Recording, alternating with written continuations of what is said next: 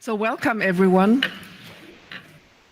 to the second workshop within the Festival of Gesellschaft für Informatik, and I'm overwhelmed by the fact that we are actually really doing it a second time, yeah.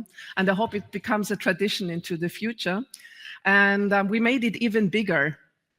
So it's a full-day workshop about digitalization of cultural heritage, focusing on MENA regions at risk in the context of this big festival of Gesellschaft für Informatik. And I'm very honored that we have special guests here on the stage.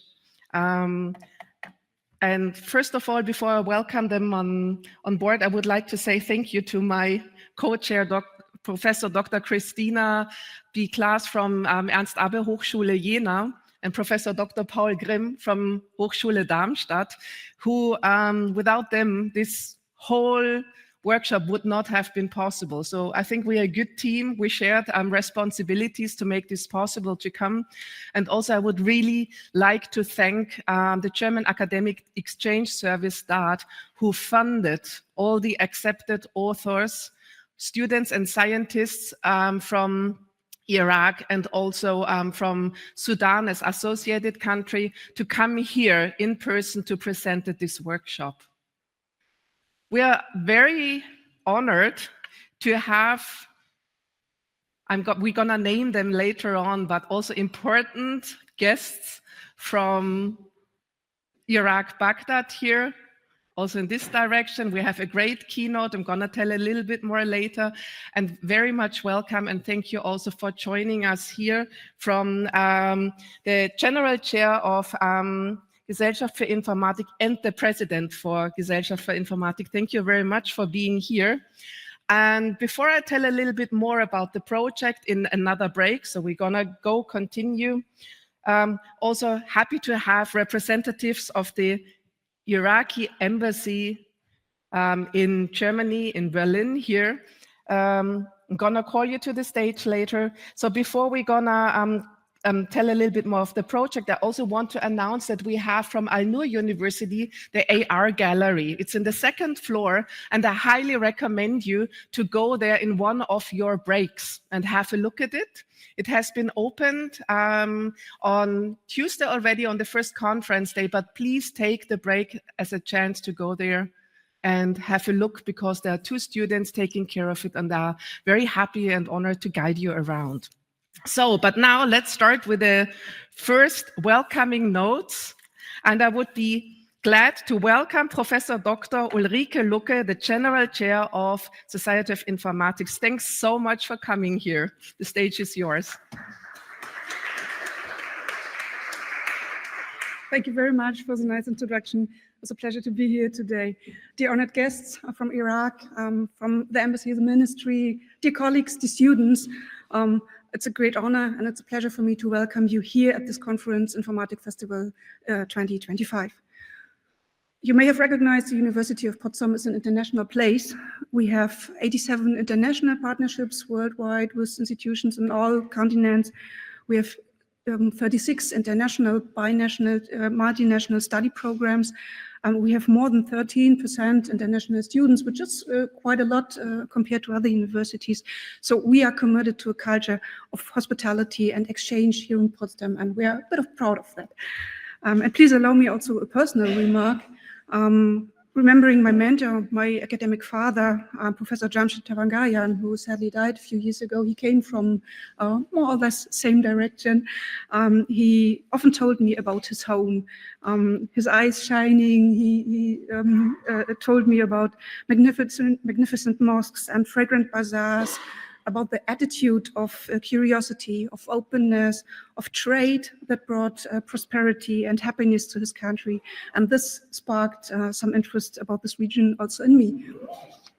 The Middle East has an admiringly long history and great culture. So when Europe was still drowning in the Dark Ages, and even before that, when this area here, Brandenburg, was just wild forests and marshlands, in your home region, there was a vibrant civilization that was already flourishing. And now witnessing the suffering and the destruction from the recent conflicts really touches my heart. So I feel very relieved to see that science can now build bridges here, geographical bridges between Germany and Iraq in this case, disciplinary bridges between cultural history and digital technology, and bridges to stay in contact at all, because science with this objective focus can be active where it is still difficult for politics to speak. So we are currently seeing a massive increase in this need, and I'm proud to host this discussion, this forum here today. So in this sense, again, I'd like to welcome you here in Potsdam at this conference. I wish for you a very fruitful exchange, inspiring discussions, and a wonderful time in Potsdam and in Germany. Thank you for being here.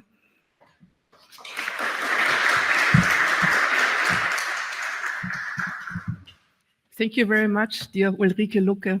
I hope you're going to join our delegation to Iraq one time and see how it really is. And I would like to welcome you. We do have a very good infrastructure for traveling through Iraq, also the rural areas. And I very often, meanwhile, welcome people to use it, because if you are as a single traveler traveling Iraq, you need to have a lot of knowledge in the background to organize yourself a car or public transport.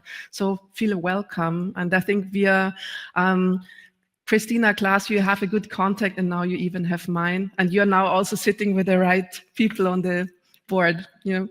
So next, I would like to invite Christine Regitz, President of Gesellschaft für Informatik, to the stage. Thank you very much also for giving a few welcoming notes.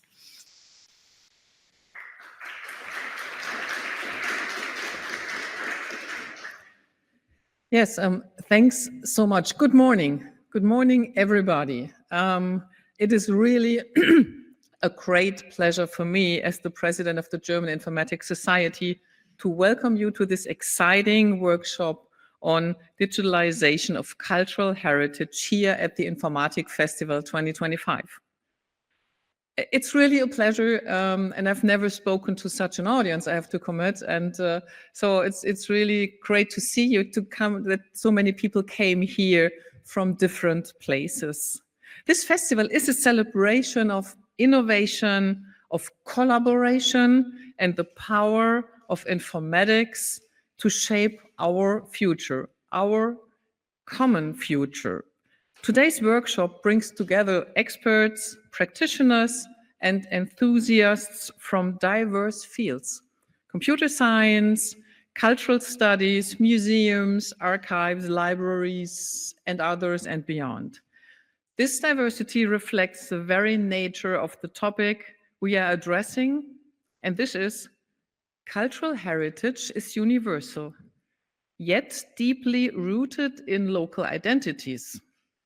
And its preservation and the accessibility are challenges that require this interdisciplinary solutions.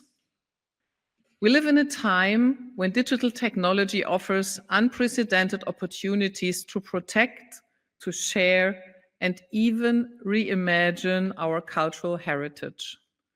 From digitizing ancient manuscripts and 3D scanning archaeological sites, to using AI for restoration or creating immersive experiences through virtual or augmented reality, these possibilities are incredible and very inspiring. But with these opportunities comes responsibility. Digitalization is not just a technical task. It is also a societal mission. It raises important questions about authenticity, ethics, intellectual property, and inclusivity. One question is, how do we ensure that the stories we preserve are accurate and representative?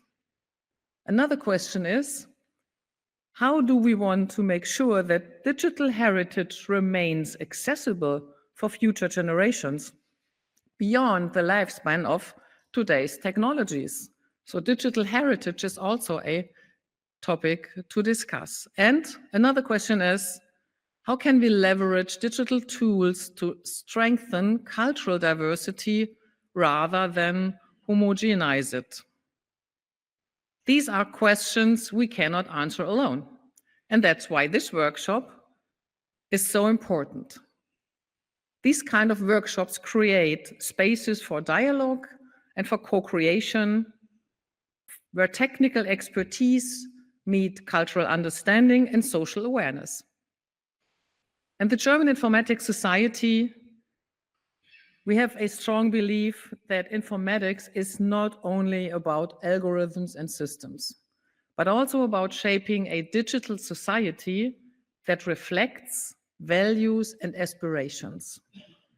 The digitalization of cultural heritage is a perfect example of how technology can serve humanity by preserving the richness of our past and making it come alive for today and for the future. Over the course of this workshop, I encourage you to share your experiences, openly challenge each other's ideas, and think boldly about what the future of cultural heritage could look like in a truly digital world. I would like to thank the organizers, Christina Klaas especially. She asked me and I immediately said I will come and do this intro today, but all the other organizers as well, the speakers, all the guests, and all of you for bringing your expertise and passion to this event. Your work has the potential to ensure that cultural heritage does not just survive in the digital age, but thrives and gives energy, accessibility to all across borders and generations. With that, I wish you an inspiring and productive workshop. Let's explore, innovate, and build bridges between the past and the future, between the peoples, through the power of digitalization. Thank you very much and welcome and have a good day.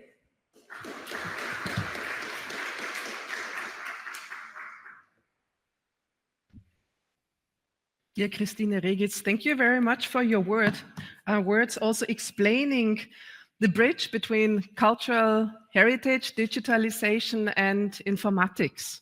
Yeah, and that it is, I like the idea that it is more than algorithms, because it actually is, and I think the day today is especially under that umbrella.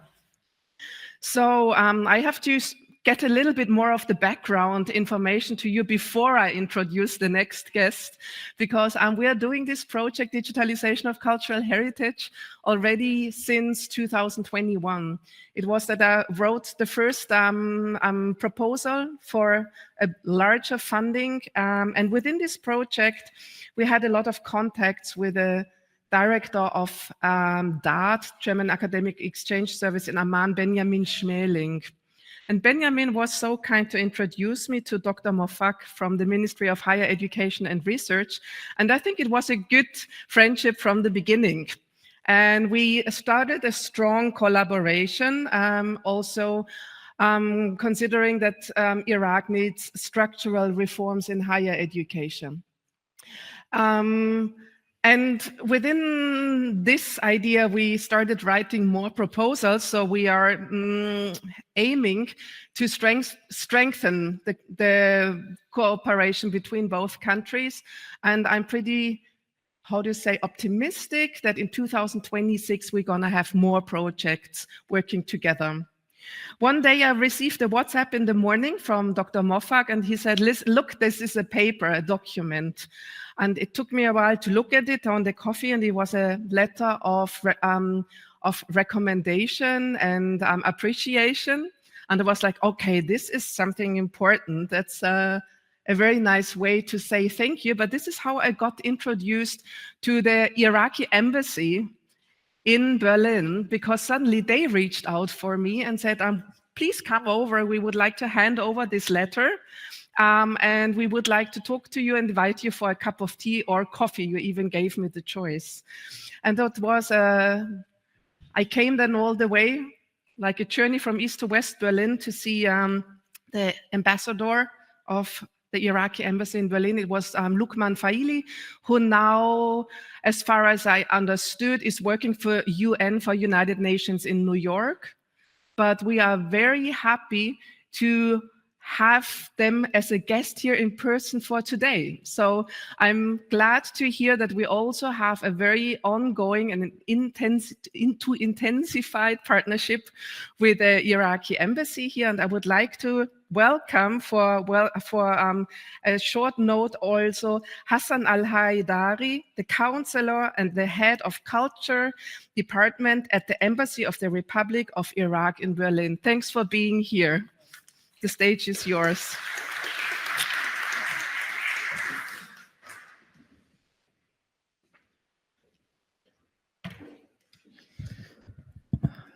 Guten Morgen, good morning, and صباح الخير جميعا. منورين اليوم. Before I take my paper, the official one, I would like to quote some few words from the ladies. She started with say that it's not about algorithm. Actually, we do the algorithm to make things easier and more connected. Actually, accept me as a colleague because also I'm coming from IT background. And I studied IT for many years. Then I changed my path also. And also, please let me to say hello in Iraqi way, if you don't mind. صباح الخير، نورتونا. صراحة أنا جدا يعني ممتن أن أرى هذه الكوكبة من الباحثين هنا في بوزدام في ألمانيا. دائما الكلمات أمام الباحثين كلمات صعبة، لكن صراحة بهذه الصباحية الحلوة اللي هي جزء سيلبريشن نجتمع معا كباحثين ونقدم العراق بطريقة التي تستحق، خاصة في مجال التاريخ والإرث.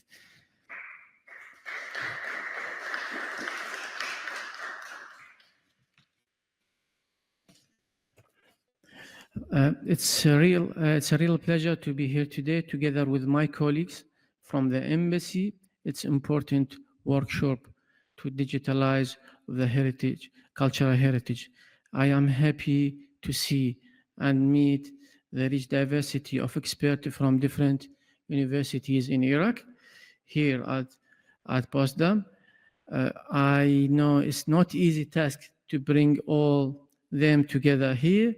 So I would like to express my sincere gratitude to all the organizers to this event, and especially to Professor Julia Schnitzer for her great efforts in making it possible. Iraq has a special relation with Germany, particularly in the field of archaeology, academic, and student exchange across many disciplinary properly. Perhaps Dr. Muwaffaq will give more about that in his speech, but I can give a short reference of that cooperation in archaeology, which is dated back in early 20s. Since then, our country have worked closely in excavation project, training program, and academic exchange. This year, inshallah, this cooperation will be crowned by opening the Iraqi-German Center of Archaeology and Assyriology at the College of Art, University of Baghdad. This center will create a new opportunity for academic cooperation, especially for postgraduate students and researchers. And today, this workshop is another step that is long as fruitful cooperation by digitalizing the cultural heritage and by making information technology, which has become an important part of all sciences. But this project, actually, Prof. Julia gave a brief about that before actually 3 months actually. And also we spoke with Dr. Muwaffaq about that. And also, again, we are happy to be here. All the best. We wish to all the organizer and the expertise. And I share the invitation of Prof. Julia to all German side to come to Iraq to see the land of the cradle of civilization. Thank you very much, and wish all the best.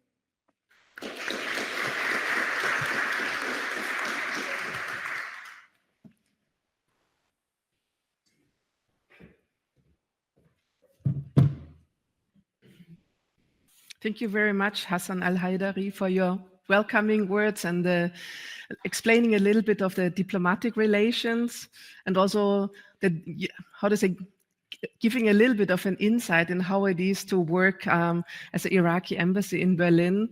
It was very interesting. I remember when we had coffee at your beautiful villa, of the embassy house, to talk about in a, augenzwinkernd, this is a German word, like a little bit of a smiling way, how the typical intercultural mistakes can be done, between both, between both mentalities and how we actually build bridges. And that was, for me, very helpful to learn also from your side, how you do it. And I remember the story with the appointment that somebody from Germany asked the ambassador to be like at 14:35 at a certain square in Berlin, and it was still like 9 months ahead. And you've been wondering how people can plan, how can have the effort to plan so many details already right in advance. And this is how we started. This is our daily life and our daily challenges. We are depending actually on working strongly together with the embassy, also with the German embassy in Baghdad. We have Dr. Moffak and me very good, and we maintain a relationship because we have visa issues. We have a lot of questions to clear to get you people over without any problems, and making sure you have a comfortable stay, and also the other way around, so that our group is able to travel in the country. So this is of high importance. So thank you very much again for coming, and I'm pretty sure we're gonna, continue like this in a good future to maintain our relations. Now, I would like to welcome for the next welcoming note our now colleague and friend, Dr. Moffak S. Samir. He's the Director of International Organizations Department at the Ministry of Higher Education and Research in Baghdad, Iraq. And you still know more about Erasmus and funding systems than me. It's impressive how I really appreciate your efforts in connecting the Iraqi higher education system to Europe. And I think even the embassy knows about it. The German government more and more becomes aware of this, that Iraq, although, a country still far away from our perspective, is like reaching out the hand and say, let's cooperate, let's write papers together. And I think one of the effort is that within these projects, we already published first papers with authors from Germany in combination with scientists from Iraq. And this is exactly what it should be. We really hope to roll out in the United States by 2026 with joint paper writing. So welcome to the stage, Dr. Moffak. It's your time.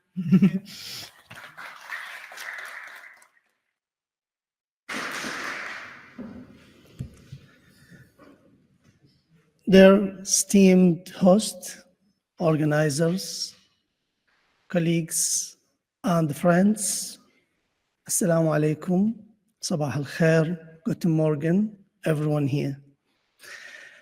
On behalf of His Excellency, Dr. Naim Aboudi, the Minister of Higher Education and Scientific Research in Iraq, I would like to greet everyone in this hall, and I would like to extend his appreciation and the appreciation of the steering committee in the Ministry of Higher Education to the whole efforts that have been made to make this event happen. And this is not the first, this is the second.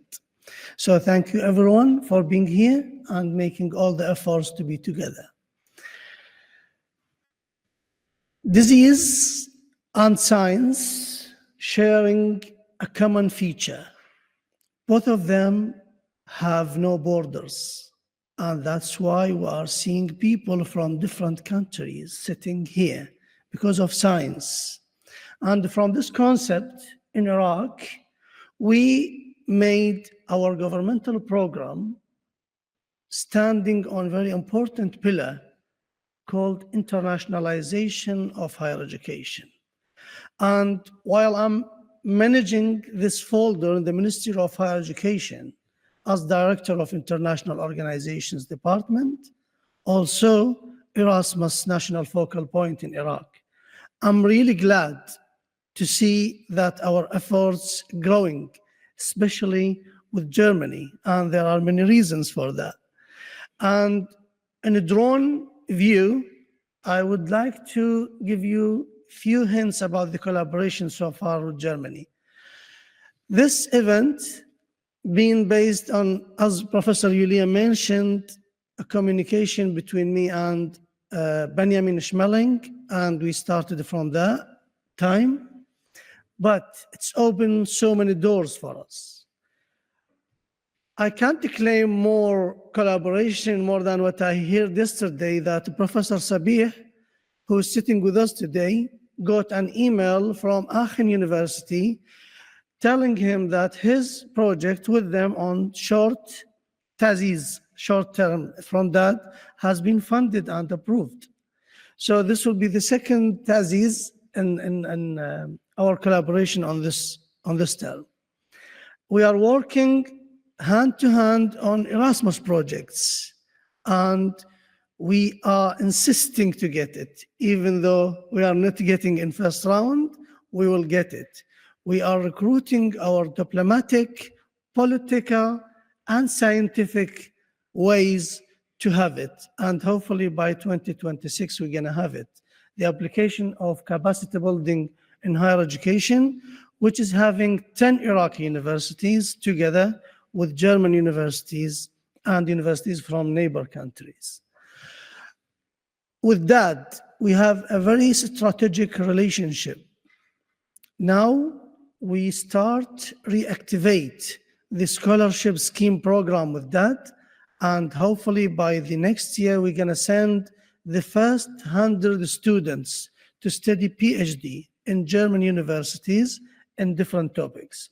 And those 100 gonna be the first cohort, and they will be followed by 100 and 100. So the total number designed is 300 students to study in Germany, PhD in different German universities for the next 3 years. We got a very generous donation from KfW, which is bank in Germany. They are they approved establishing solar energy station in the University of Mosul with fund 40 million euros. We are really glad, and I can't claim more collaboration more than what I'm getting now with Germany, with that, with the universities. Today in the University of Potsdam, which I understood it's the hub for this event, and next year will be in Dresden, right? Just someone whispered to me about it. So all these efforts could not been happened without a strong relationship with Professor Julia Schnitzer and her team. I would like to extend my thanks to Professor Paul Grimm and to Professor Reiner, who is not with us today. I thought I will find him. So those marvelous team visited Iraq twice. One was in May this year, and one was last year. And they enjoyed the marvelous weather, the adorable people in Iraq. They've been in the south, in Baghdad, in Kurdistan region, in Mosul.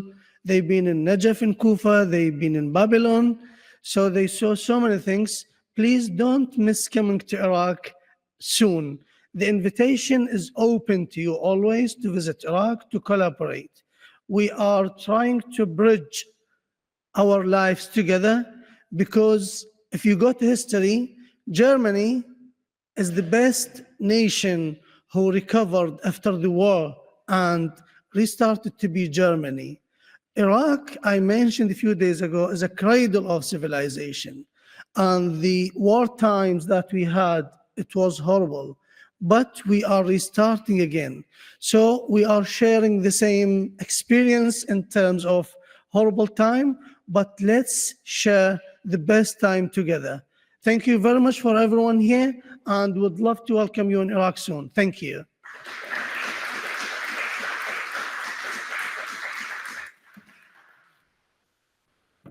Thank you very much for your warm words.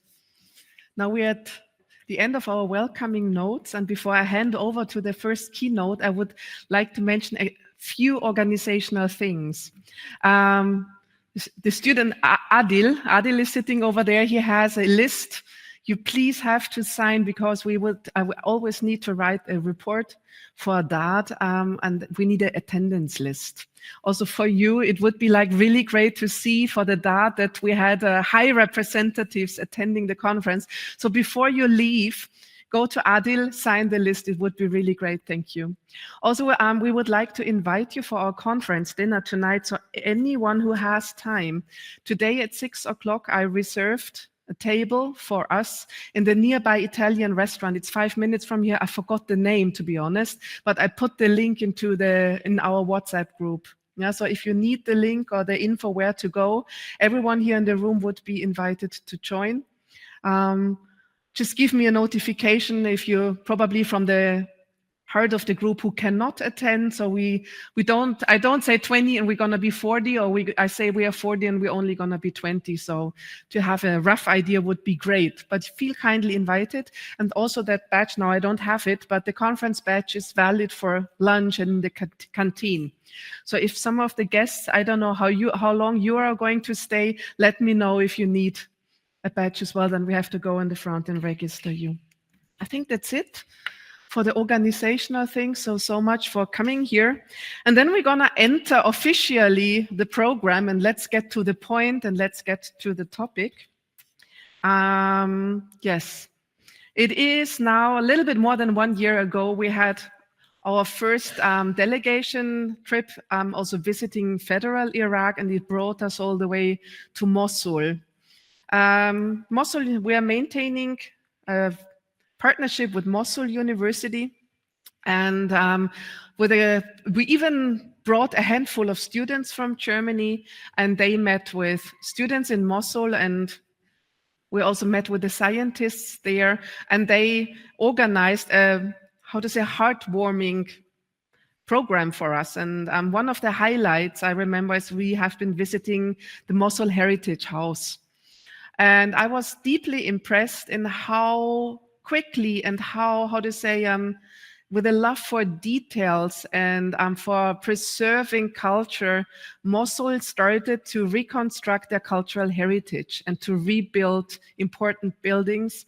Also to see in how far they struggle in doing it. It reminded me a lot to the situation in East Berlin when the wall just fell. So you had a lot of abandoned apartments, destroyed apartments, and you're struggling in finding the ownership, who is owning it. You have a lot of legal stuff going on. So there is a parallel between Mosul and the city of Berlin. But how quickly you do it, and to see a museum and the preservation of the past, and also to make to make it possible that single people have, for example, a video session or an exhibition and tell their stories of war. So there have been publications going on, and there's kind of how we call it, Erinnerungskultur is a German word that is very difficult to translate. It's called remembrance culture. It could be somehow translated. It's something we have here. So let's have the single people tell their stories and make it accessible to the public. And a person who plays a major role in this and has dedicated a lot of his activities into the remembrance culture and in preserving and reconstructing cultural heritage is Ayoub Tanon, the president of the Mosul Heritage Foundation. So I approached you with the support of Mosul University and invited you as a grant holder to this application. And now we are very honored to have you here. And we are happy that you give us an insight in your work you're doing daily in the region of Mosul and Nineveh. And your keynote is the role of youth, focusing on the youth in post-conflict heritage preservation in the case of Mosul. Welcome, Ayub Tanoon.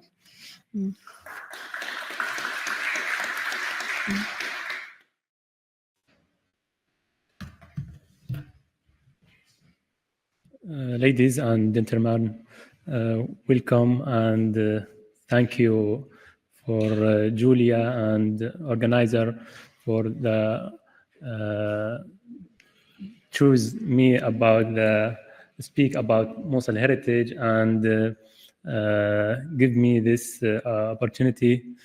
And I want to speak about Mosul heritage, but before that, on the 22nd of June in 2017, I was liberated from ISIS. And on that, the same day, Mosul lost Al-Hadba minaret. And the same day, I think, journey began and with the heritage, and the same day brought me here today in Berlin because speak about Mosul. Good morning and assalamu alaikum, everyone. My name is Ayub Dannoun, and I am president of Mosul Heritage Foundation, and I was also ambassador of the Revive Spirit of Mosul initiative. The beginning, small brief about Nineveh.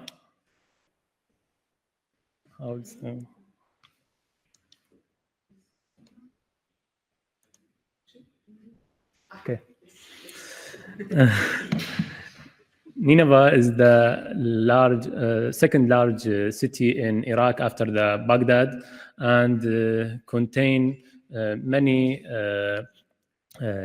large city, the same An-Namrud and Al-Hadar or Hatra city, and Khorsibat, and also the Mosul city.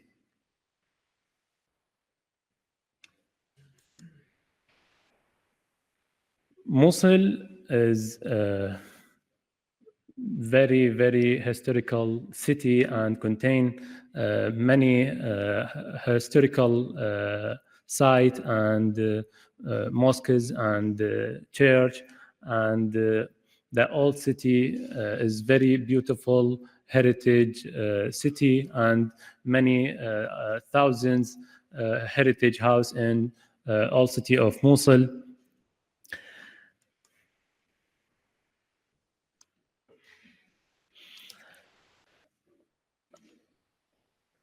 Mosul between 2014 and 2017 lost many historical sites and lost the museum of Mosul and many mosques and many church because the war and ISIS in this years between 2014 to 2017.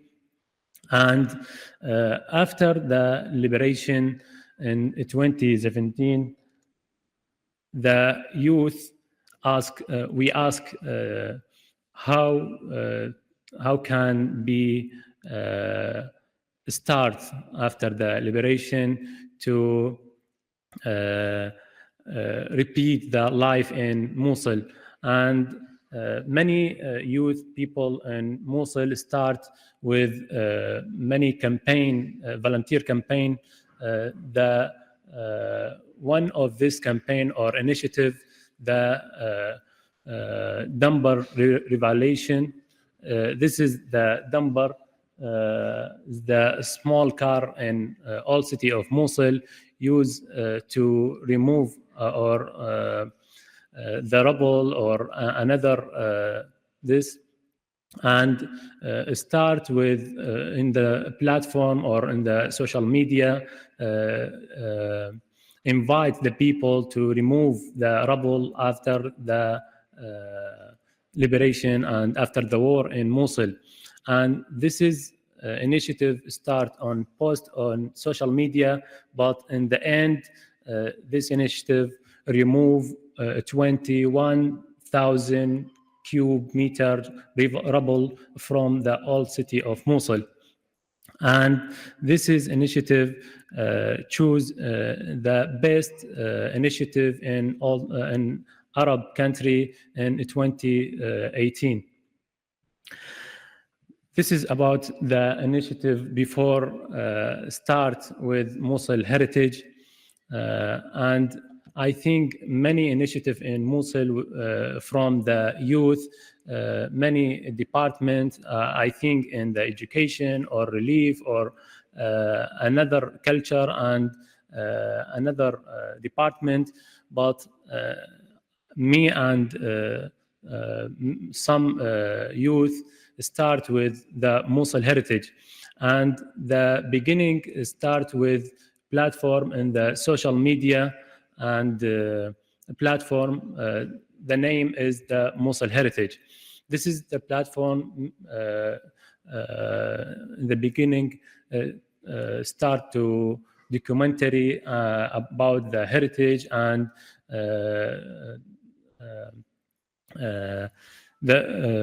increase awareness about the heritage, especially for the new generation in Mosul after the war. And this is the platform grow to the volunteer group to clean many sites in Mosul, the same the Bashtabia Castle and another site.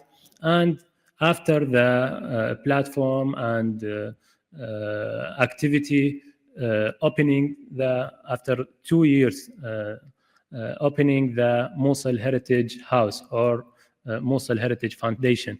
This is house, very beautiful heritage house in Mosul to the family Al-Arhayim family or Dr. Osama Al-Arhayim. And in the beginning, we ask and how can fill this big house? Start with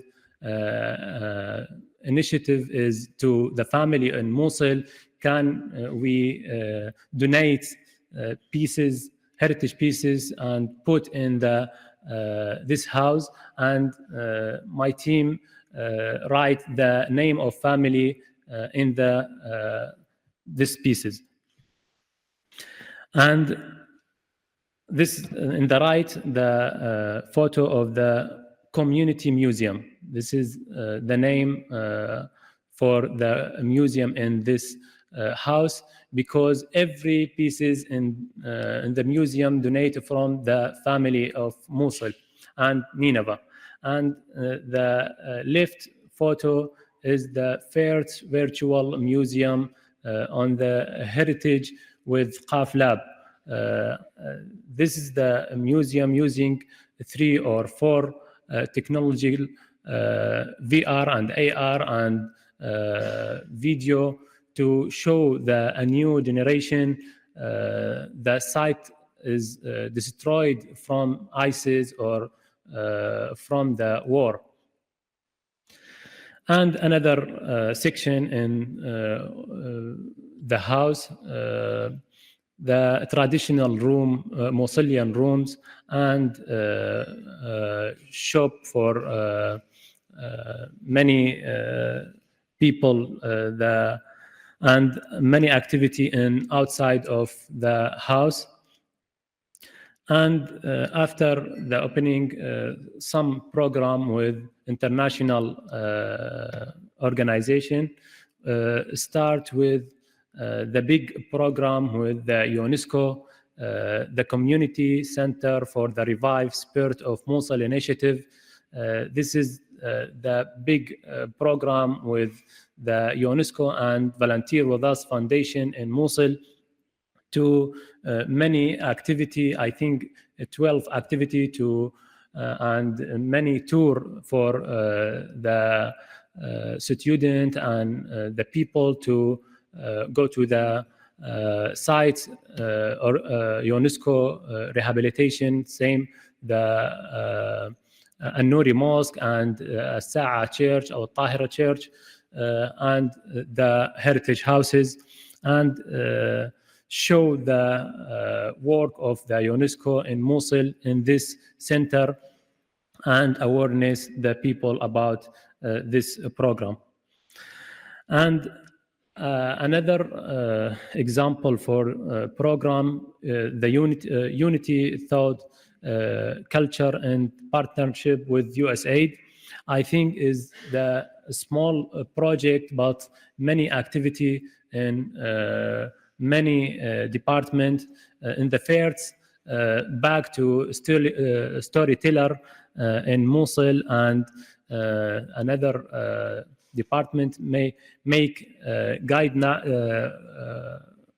tourism to tourism in Mosul, and training to youth people, and documenting the 3 sites, heritage sites in the virtual reality, and documenting the traditional Arctic.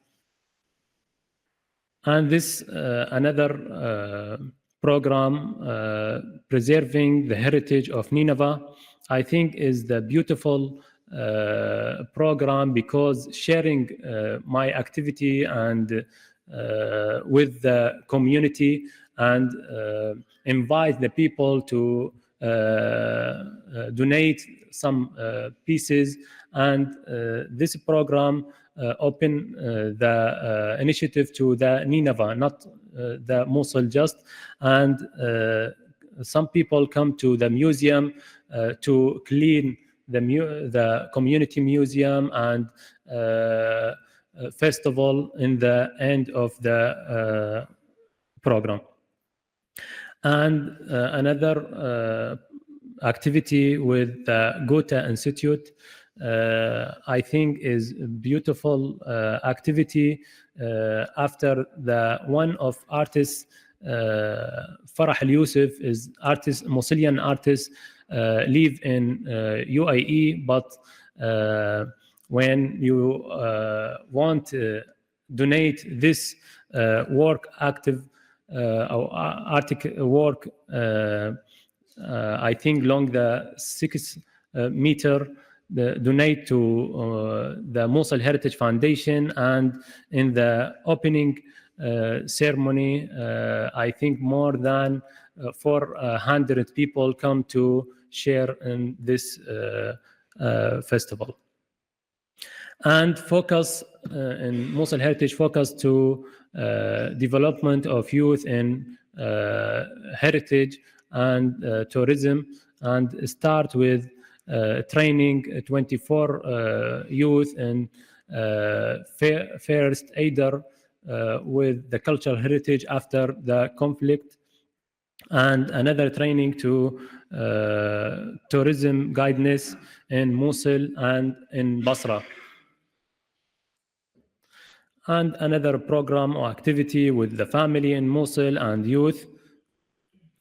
And after this activity in Mosul, some activity or participant in outside of Mosul or Iraq, in the UAE and in the German and Paris and in the London and Amman, to speak about the role of youth preserving the heritage after the war. Some statistics about Mosul Heritage Foundation. After 3 years, Mosul Heritage welcome 120,000 people visitor to the Mosul Heritage House, including more than 20,000 people from the student from the university or the school.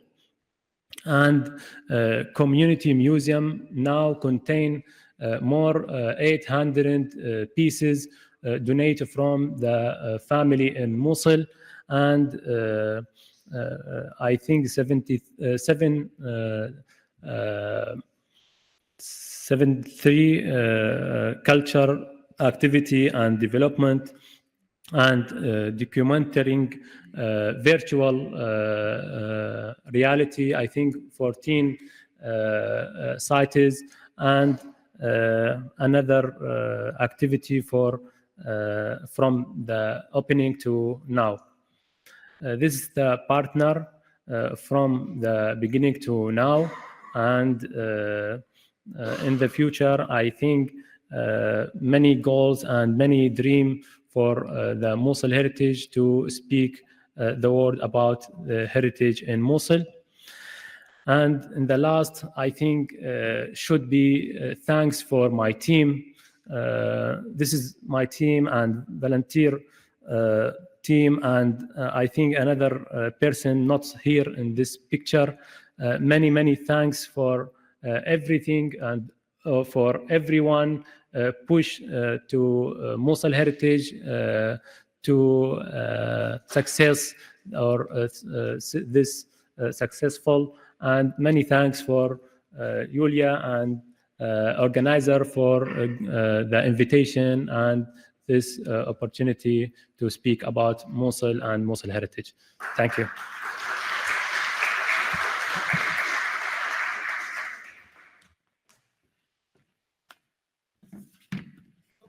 Yes, thank you so much for giving us insights into your work and how it is, how Mosul looked once and how it recovered from ashes, and to see the great progress.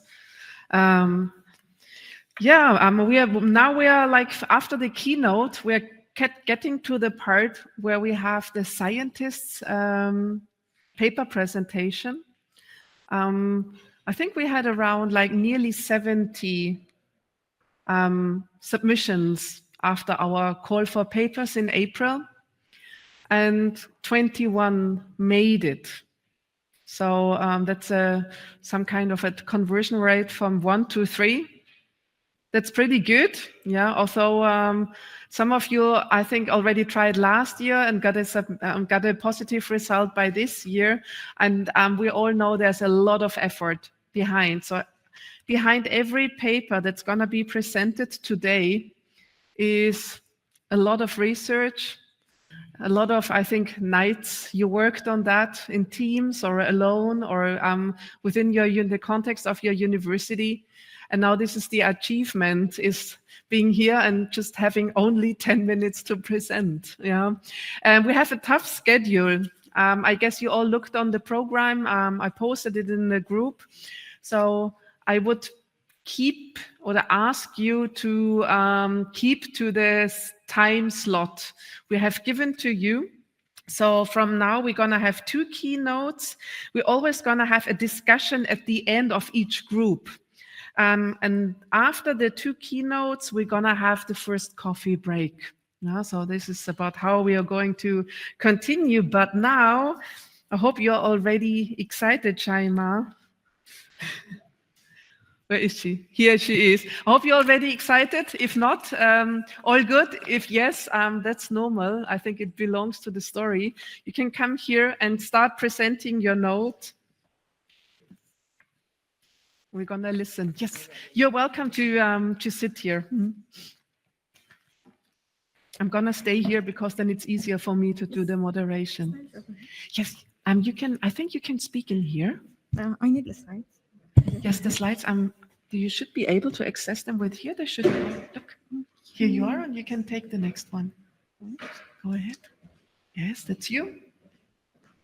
And first, I forgot. that's my mistake as a moderator. I have to introduce you, Shaima. You're speaking about the integrating cultural heritage and ancient antiquities with the digital age and the evidence from the city of Mosul. Sorry for not doing this. But now you should. Yeah, now I think that should be your slides, and you can start now. Yeah. Good. Yes. Yep. Thank you. Thanks for your help. Assalamu alaikum and good morning for all the audience for today. I would like to start with thanking every person who's supporting this festival, and for the organizer, and for all the people who are working to let us being here and are working behind the screen. I'm Shaima. I'm one of the team who are working for this project. This project related to University of Mosul, College of Archaeology. I'm one of the team who worked for this project under the title Integrating Cultural Heritage and Ancient Antiquities with the Digital Age and Evidence from the city of Mosul. As my colleague Ayub stated, Mosul went through a complex era many times, so that affected the heritage of the city. So as a team, we choose one of the important house of Mosul city. It was Al-Titinchi, a heritage house. We choose this house because it's a landmark combining Islamic and Ottoman architectures style. We digitized this house by photogrammetry technique use. We produce a 3D model for this house. Why are we digitizing? We want to preserve tangible and intangible heritage, and we need to document the heritage electronically to protect it against the laws. And we need to produce the 3D technologies to support the researcher and to support the learner and to help in virtual tourism. For the future also, we need to put this 3D model in repository who is supporting in virtual tourism. Here's one of the photos for the central part of the house. This house related to the Titinchi family is built between 1850 to 1860 AD. It was a residence for this famous family. Actually, the Titinchi is a very famous family in Mosul. They built this house by using limestone, plaster, and wood to support the walls, and they covered these walls by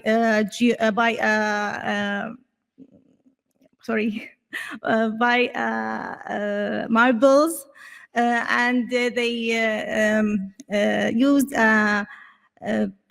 plans and geometrical decoration for decorate these walls. That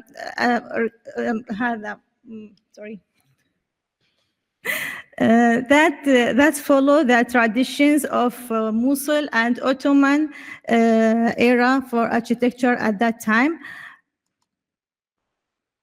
This is the architecture plan for the house.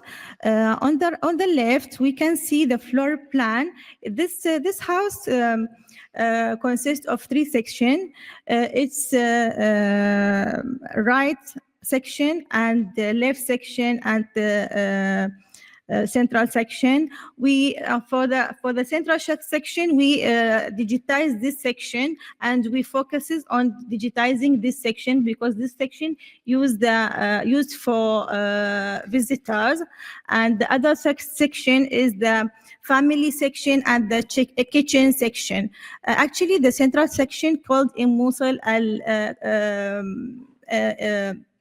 it's courtyard, and it's open spaces for receiving the visitor.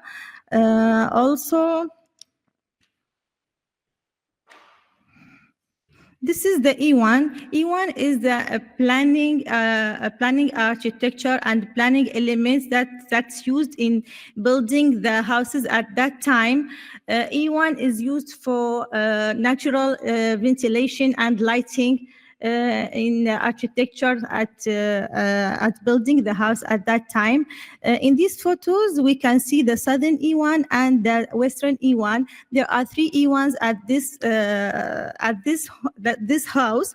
This E1, we can see the architecture elements obvious here. They use marble, they use geometrical and planned decoration on the wall, and they used wooden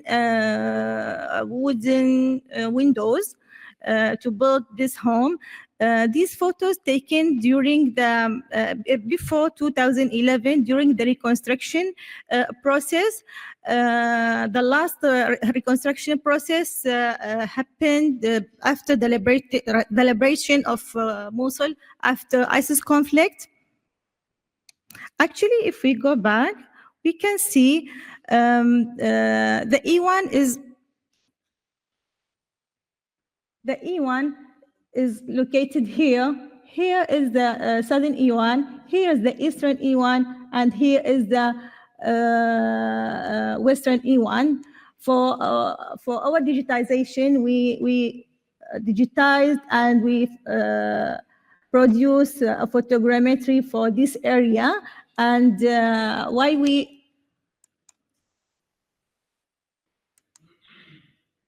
we put these photos? Because these photos is the real photos that's taken for the home.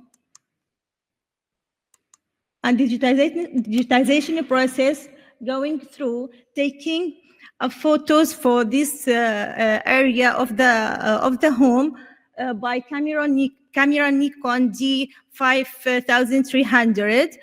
We took 884 photos, and we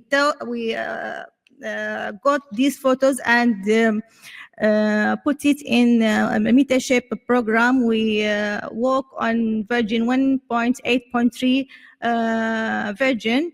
After we putting these photos in the program, we aligning the photos to choose the best photos to building the mesh. After building the mesh, we going through the covering the mesh with the materials to look like the real one. Then the resulted 3D model is here. We captured 2 photos for the resulted model. This is the eastern E1, and this is the eastern and southern E1 that was already shows for the real photo. These two photos taken from the 3D model. We produced this model to help in reserving this heritage house. Also, that's not easy work to be in this place, because we're going through many constraints and many difficulties to get these results. Some of these conflicts and some of these challenges, it was getting the permission to take the photos for this house from the related official. The second constraint, it was the construction, re-innovation working that was at that time after the ISIS conflict.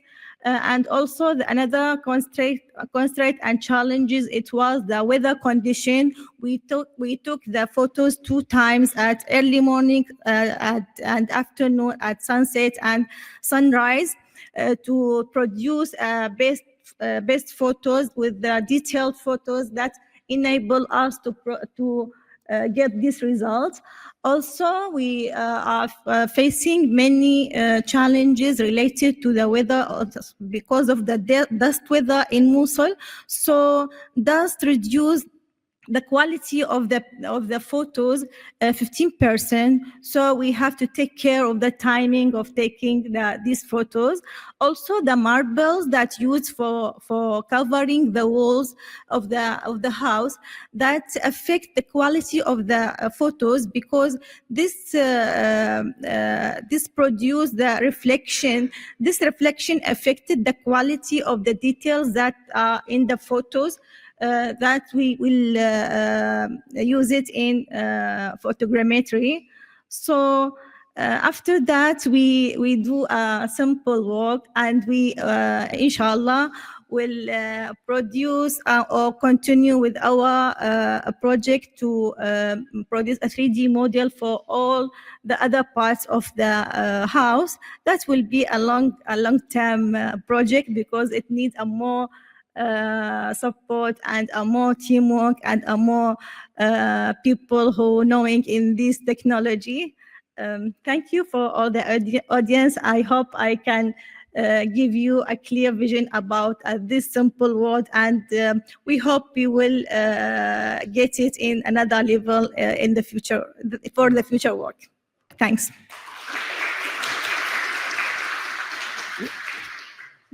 Microphone.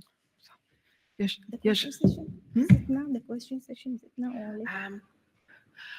I think the discussion is planned after the next keynote, so we can discuss it together. But if there are, of course, some questions considering especially your presentation, you're welcome to ask right now. The discussion will be always after one group. Okay.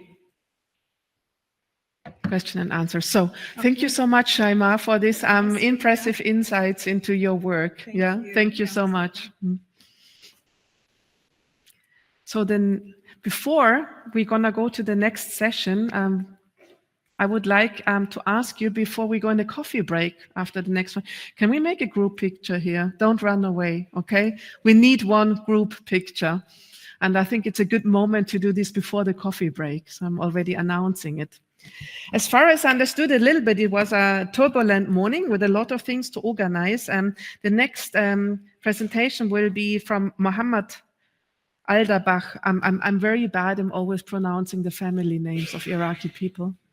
I hope he is online, right? Now we have to switch. I'm a little bit overwhelmed by how it's going to work, but I think we can switch to online presentation. I'm already announcing it, and hopefully the technology will work. This is a hybrid format, and although we are in a digital age, it is still challenging. So it will be about designing an interactive database for preserving the heritage of Mosul city. And let's see how we can do it. And also, by the way, Dr. Rainer Herpers, you missed him, Dr. Moffak. He wanted to come, but he had an accident with his car. He's not badly injured. Huh? At 11. Okay. At 11, so we still have? Oh, very good. That's a very good news. Thanks, Christina. I'm not at the next keynote, so I'm very happy to announce, but this is why you asked for him and you expected him to be here, and this is why he couldn't do. But it's all fine. Nothing worse happened. So let's see if we're gonna find Mohammed online within the next minutes.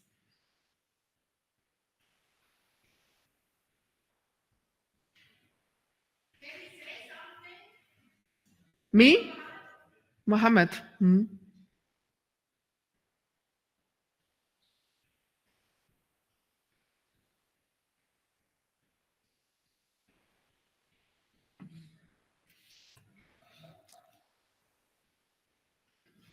Basim, did you reach him so he understood about the system?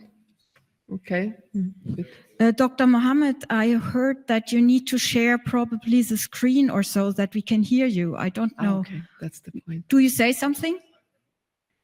Okay, just unmute and say something.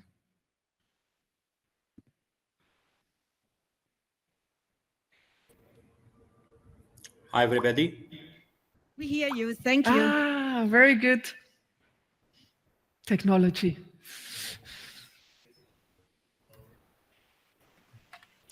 Maybe I have to do something with a remote control.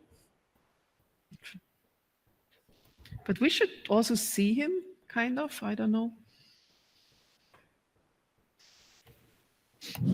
Just Then- start your presentation, please.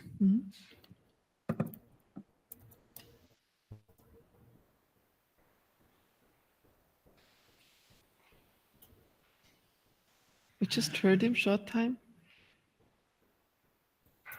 We're going to have a couple of online presentations from people who couldn't travel.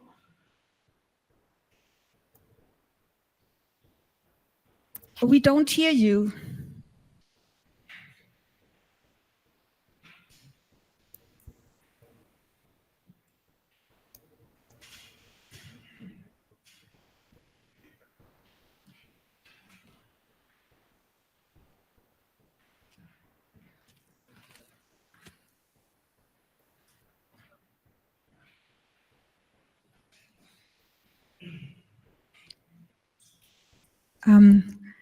We don't know whether you're talking. There seems to be some small pegel or something noise. So can you say something again, please?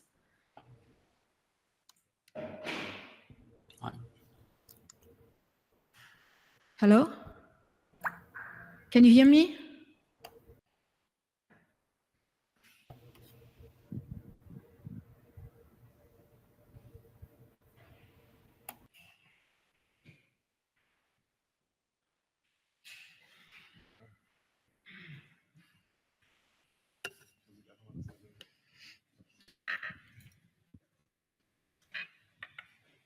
So we have still 15 minutes until the coffee break, so there's Okay. still time to work on this. A proposal. Akram, could you make your GAN-based digital restoration But talk yeah, now? So we're gonna go ahead and and change we switch try the to program. fix it in the break? Yeah, if we could switch, and you're gonna be the next presenter, it would be great. Yeah, so let's go to the next. I'm just gonna go quickly through it. So you're very spontaneous.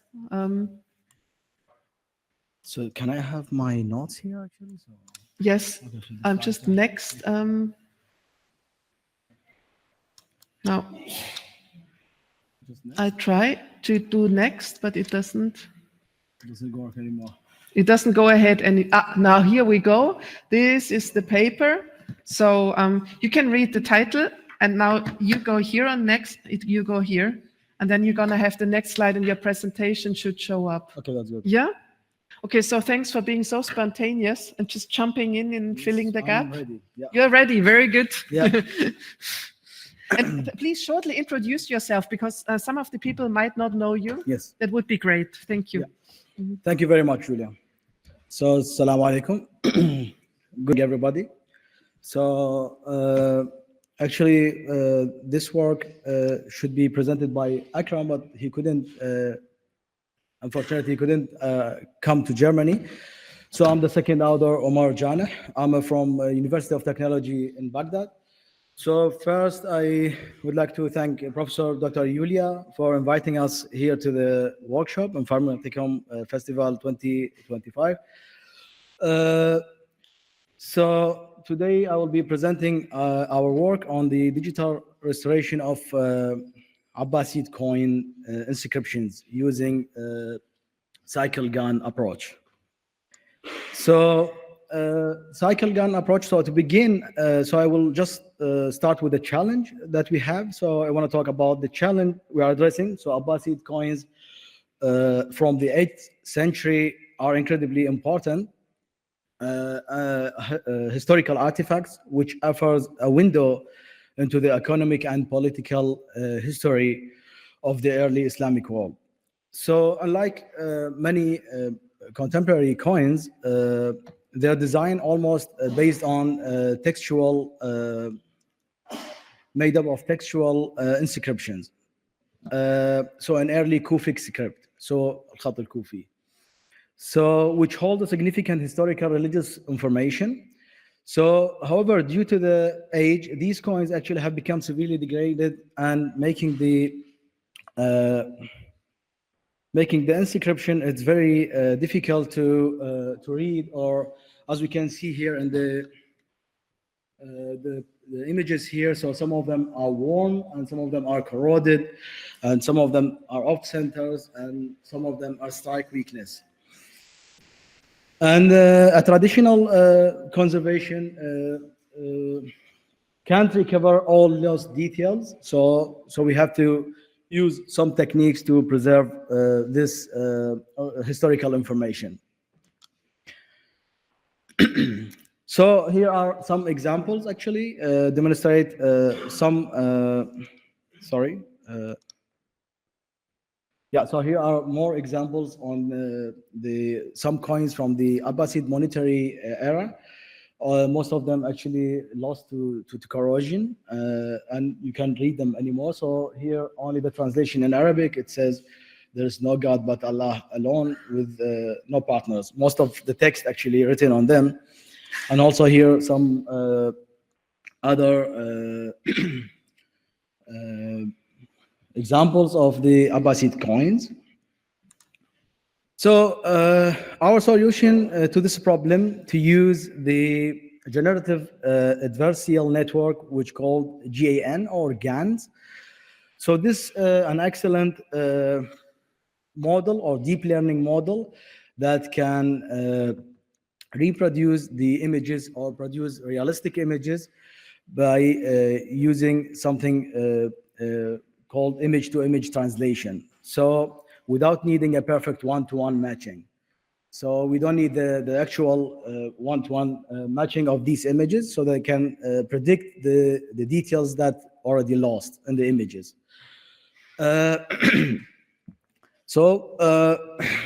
This means that we can train the model using some collections of worn coins, like the bad one, and some collections of pristine, which is the pure one. And by doing this cycle GAN, so we can restore or predict that the images will be restored. So as we saw in the images that they were not clear, so by doing this, the training process, we can get the restored images in a good shape. So our methodology began with compiling 1,000 dataset of approximately 1,000 bad images or worn coins images and 1,000 pristine coin images. We gathered them from the museum and from the online archives. Then we performed a series of pre-processing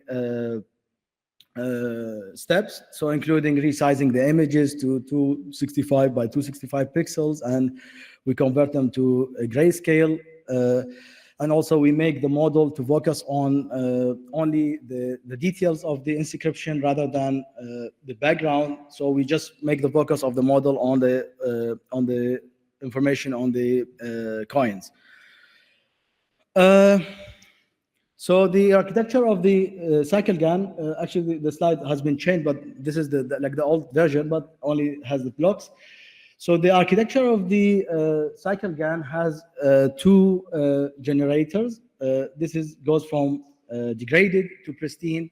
It's like a cycle, and then generated from pristine to degraded. And in this matter, so it's gonna be like producing realistic images and fake images. And then by doing this, the training process will compensate until it's saturated, and then we get the good one. And also two discriminator that will decide now which one. And then at the end, the model cannot distinguish between the real and the fake one, but it will be AI generated, of course, but it's in a good shape. And also the key, so the training process has been managed by three functions called loose functions, because behind the AI it's math. So first one, it's the adversarial loose, who generate, this is the generator learn to fool the discriminator. And the other one is the cycle consistency loose, which ensures that to move from the pristine domain to the degraded pristine and vice versa. And of course, the other function, the identity loose. So an image already, so make sure that the domain pristine should really remain in the same after the translation. So as we can see here before, it was one coin, an illegible with illegible script, and almost we cannot read it. So after the training, so the AI generated images, that's the output of the GAN. So we can see a restored version of the with a sharp and clear lettering. So they can compensate all the missing Kufic script. So that's by doing this iterations many times. So now we can get a very plausible coin again, which remove the noise and all the corrosion. So here, actually, these are the real images from Victoria Museum. So I found them just on the internet.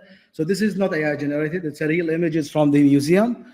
So these coins are existed or based in Australia in this Victoria Museum, and we hope that this model will or can generate such images. So I don't think it's very different from these. So this is the AI generated one, and this one it's the original one. So on the quantitative side, so we have used three standard images metrics or measures. So the first one is the SSIM, the Structural Similarity Index, and it got improved by 17%. It got increased by 17%, and the other one. So this one measured the perceptual similarity. And the other quantitative metrics is the fidelity, or BSNR, the peak signal to noise ratio. So here we got a gain of 6 dB in the restored images, 6 dB, so it jumped from 22 to 28. And the other metrics is the OCR. So this one also increased from 45% to 85% on the level of accuracy. So this shows that our practical utility of the methods or of our methods. Of course, our model also has some limitation our work. So performance is less convincing on extremely degraded coins over 40%. So this may be hallucinate. So it's like producing images, they are not correct or incorrect details. So this our limitation on that, or generate like some not needed visual artifacts. Of course, while using the AI, so the ethical implications is very important. So the transparency should be very crucial to say that these images are not real, but it's AI generated.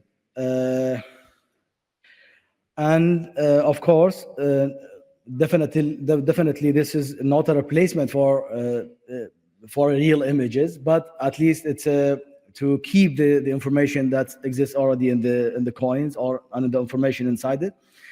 And in conclusion, so our cycle GAN based method offers a new way to perform a non-invasive or virtual cleaning of the historical coins by doing significant improved the readability and overall utility of these artifacts on the numismatics or money science. And it's also, of course, it's very important for historians and people who do research in this area. And for our future work, so we are planning to integrate this work into to constrain the network and expand our work. So I guess my friend after me the presentation, he will work.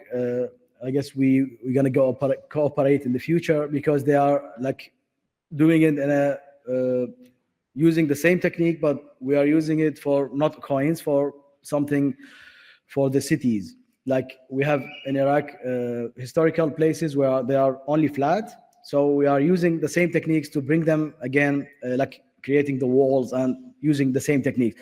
Well, of course, in this case, not coins, so you have to predict what exactly the city or how it was look like in the only from flat images. Thank you for your attention, and if there are questions, so I'll be happy to answer them.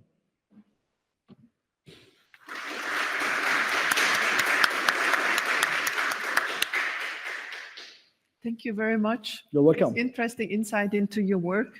Christina, you wanted to make a few recommendations. Yes, please, for all the speakers here, okay? We have people that are available online. They don't hear you when you're speaking like this because it's very difficult for our technicians to get your sound. The other thing, the laser pointer is not visible online. So if you describe something, please say on the top left, right, something, because I just got the information, they don't see it. And then a last thing, here on the screen, you see always what is displayed there. So there's no need to turn. And you also have a timer, especially important when we have later the poster pitches. They set the timer on the 12 minutes for the presentations and 3 minutes for the poster pitches. So just that, you know, it's just first make it the easiest for the people online, because they also have not the contact, but so that they can listen everything and describe what is on the slides. Don't use a laser pointer. Sorry, I could have informed you before. I was not aware of this. So, thanks for the stepping in. Dr. Mohammed, please be there. We make the test for the presentation we couldn't give now in the break so that we get your sound after the coffee break. And don't forget, don't run away. We need the group picture now Dr. Julia asked for. And after this, have a nice coffee break. Yes. But first, the group picture. Yes, please. You're going to get it in real time in the group.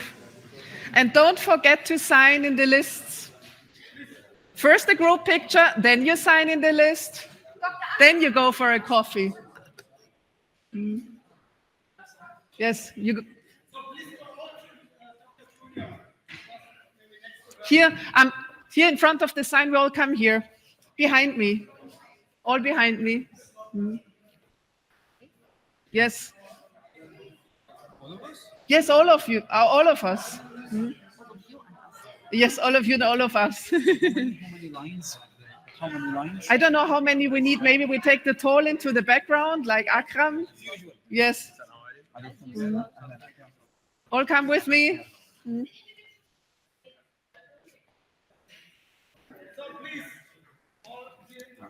And Paul, can you please also take my mobile phone, because I want to put this immediately in the group. Your camera is great, but it is a little bit lagging. Nora, bitte auch. So it's going to be a wide, we need a wide angle, but it's going to work somehow. I have to not want to, we need to see, you're important. No, I'm worried. Yes, maybe we sit, come on, I'll sit with you.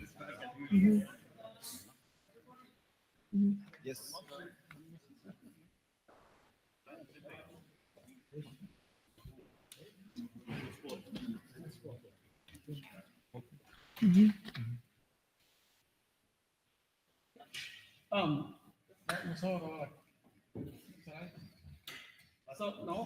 Should we say cheese or something? Cheese? You don't look unhappy. Another one with the camera, please.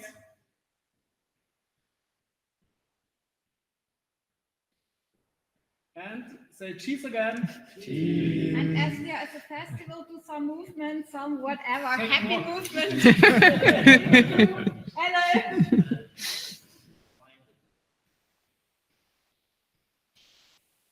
Okay.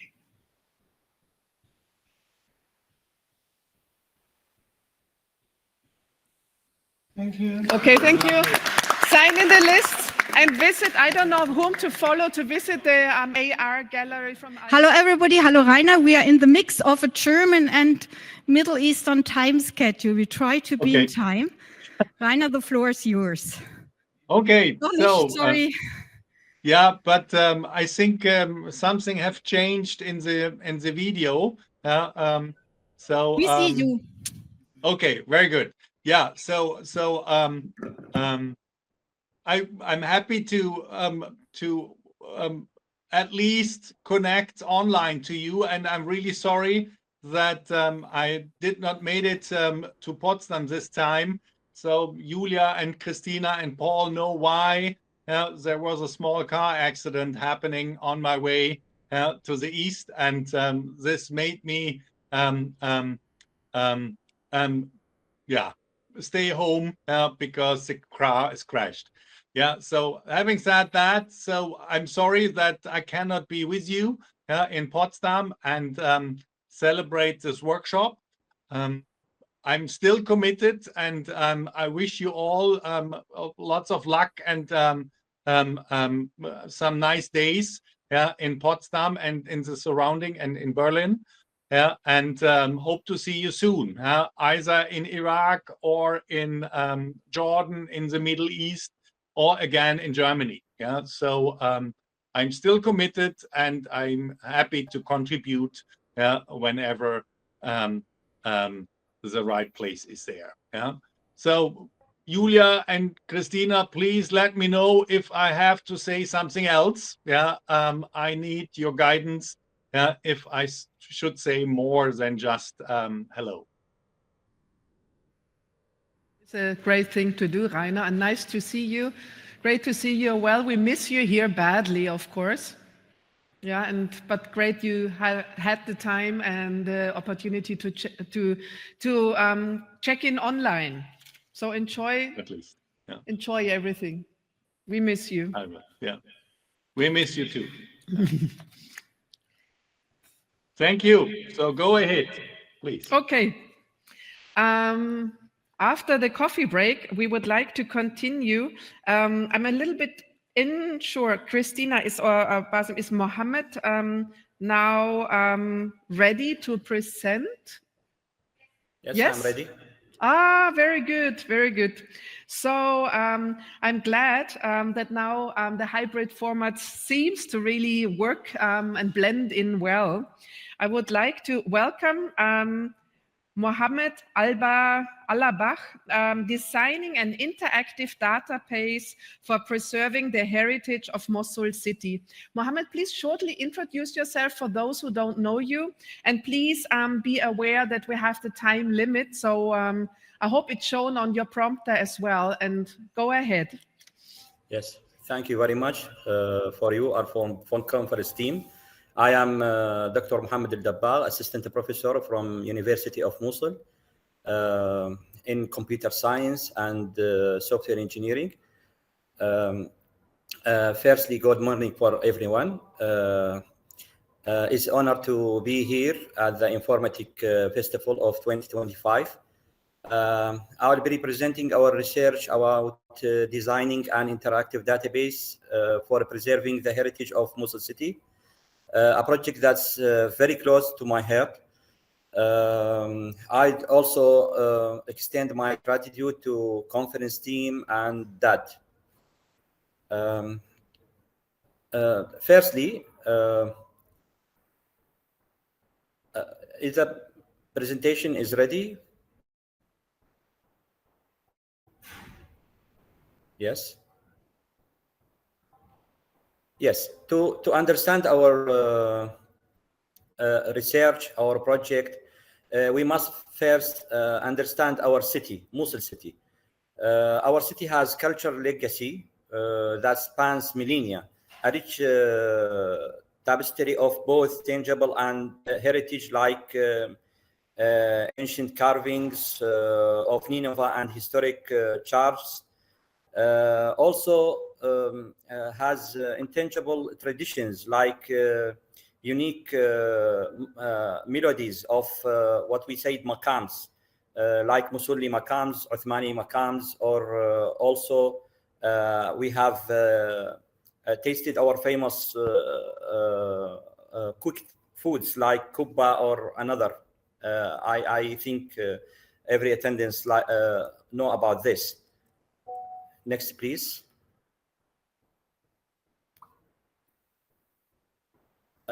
Mosul holds millennials. Yes.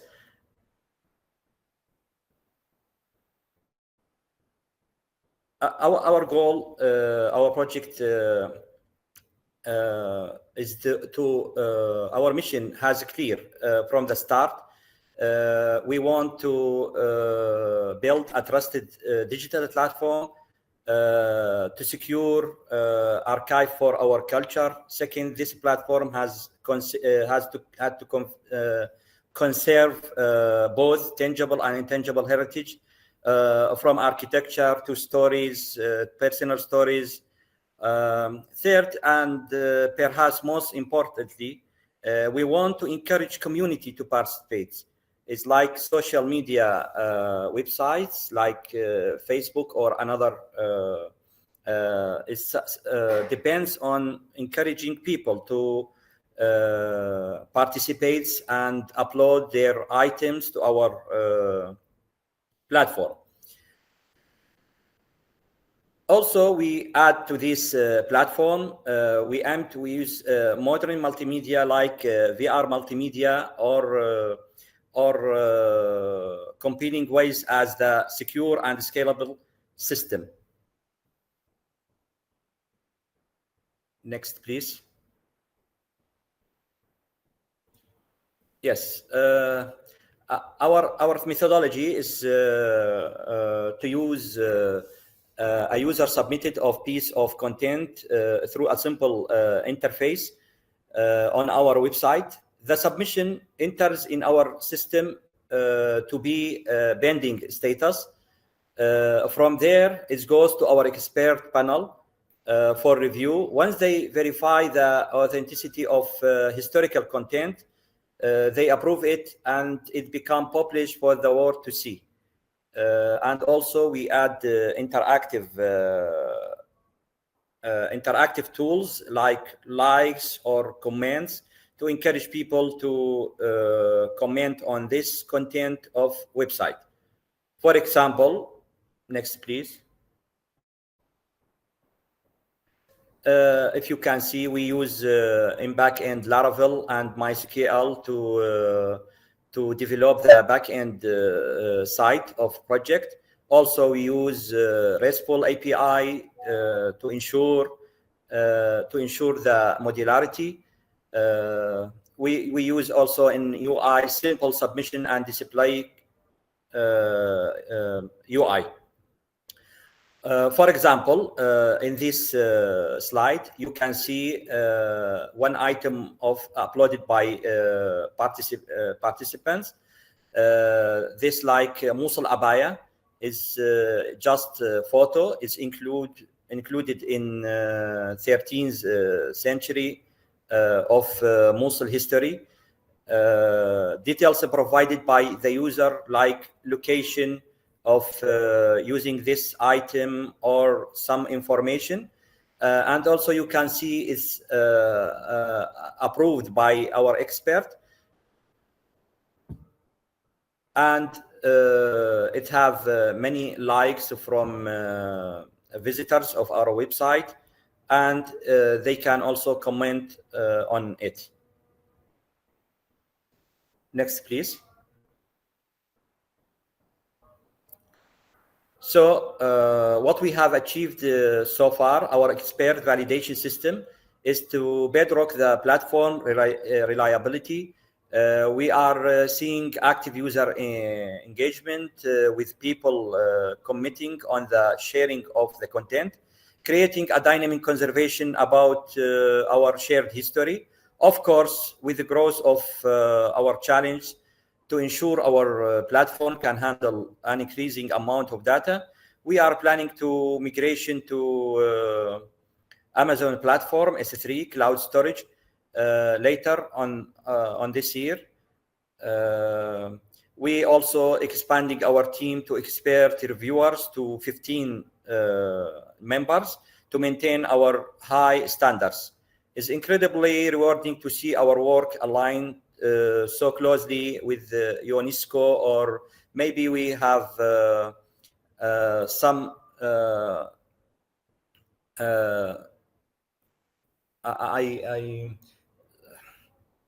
some help from some universities in city also, or maybe ORG in some times. Next, please. Yes. In conclusion, the Mosul Heritage Platform serves a vital digital repository, preserving the cultural identity and enabling participation by people. I think I called it the power of people. This platform use the power of people to participation and help our city to preserve our cultural history. Next, please. Thank you very much. And if you have any question.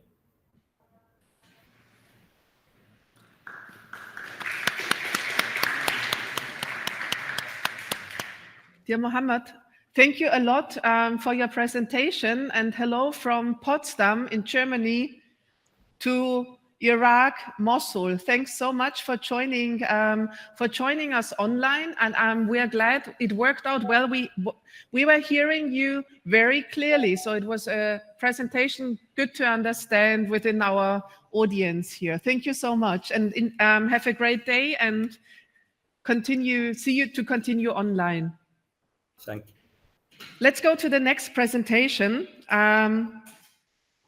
It will be the one of Dr. Sohair Al-Amin, presenting the sharpness enhancement of archaeological images using Grünwald-Letnikov weights with unsharp masking. It's gonna be technical by now. Welcome to the stage. Please also introduce yourself very briefly for those who do not know you in person. Yeah. Thank you so much. My name is Zohair. I have a PhD in computer science, specializing in digital image and signal processing. So as Prof. Yulia said, our work is somewhat technical, but it will be for the benefit of archaeological imaging. So sharpness here is the level of details and the clarity in every image, and we have to retain high levels of details in such image, because this ensures accuracy. If we record images, capture images, most of the time when we go to the field, we use our phones, we use our gadgets, but it's not in the perfect settings, meaning we don't take the studio settings with us, and we just take our phones, cameras, and we don't care about the lighting conditions, environmental conditions, illumination conditions, and so forth. So sharpening improve the details and edges by boosting high frequency component in an image. So an image includes two types of components: low frequency, which are the color gradients, and high frequency, which are the edges. And also we have the noise. So sharpening improves the details by boosting the high frequency components, but maybe it boosts or increases other components that are defined as unwanted, such as the noise. So by saying that, we have to keep in mind that digital images are not always in perfect quality. We don't have something called perfect quality image. We will always have degradations. And the reduced sharpness is one of such degradations that frequently happens, making the image appear unclear, blurry. So why does it happen? We have many reasons. For example, we have optical limitations. The phone that we are taking the photos with have a low quality lens. If we use compression to reduce the size of the image but retain the quality of the image. Also, we will get reduced sharpness. The illumination condition was not correct.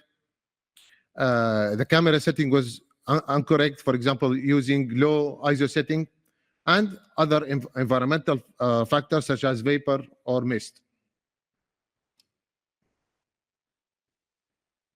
Okay, so if we have an unclear or unsharp image, what do we get?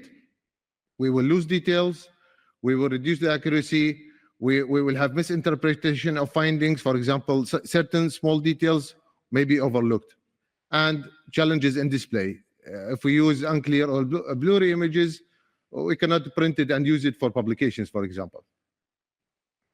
And also there is a high demand for robust image sharpening methods. And I put 2 lines under the word robust, because we have a lot of sharpening methods or technologies on the market, but until now we didn't reach the optimal or the good solution for different scientific disciplines, including archaeology. So if we have a robust sharpening method, it will give us improved details, do not affect the original information, and do not introduce artifacts or errors.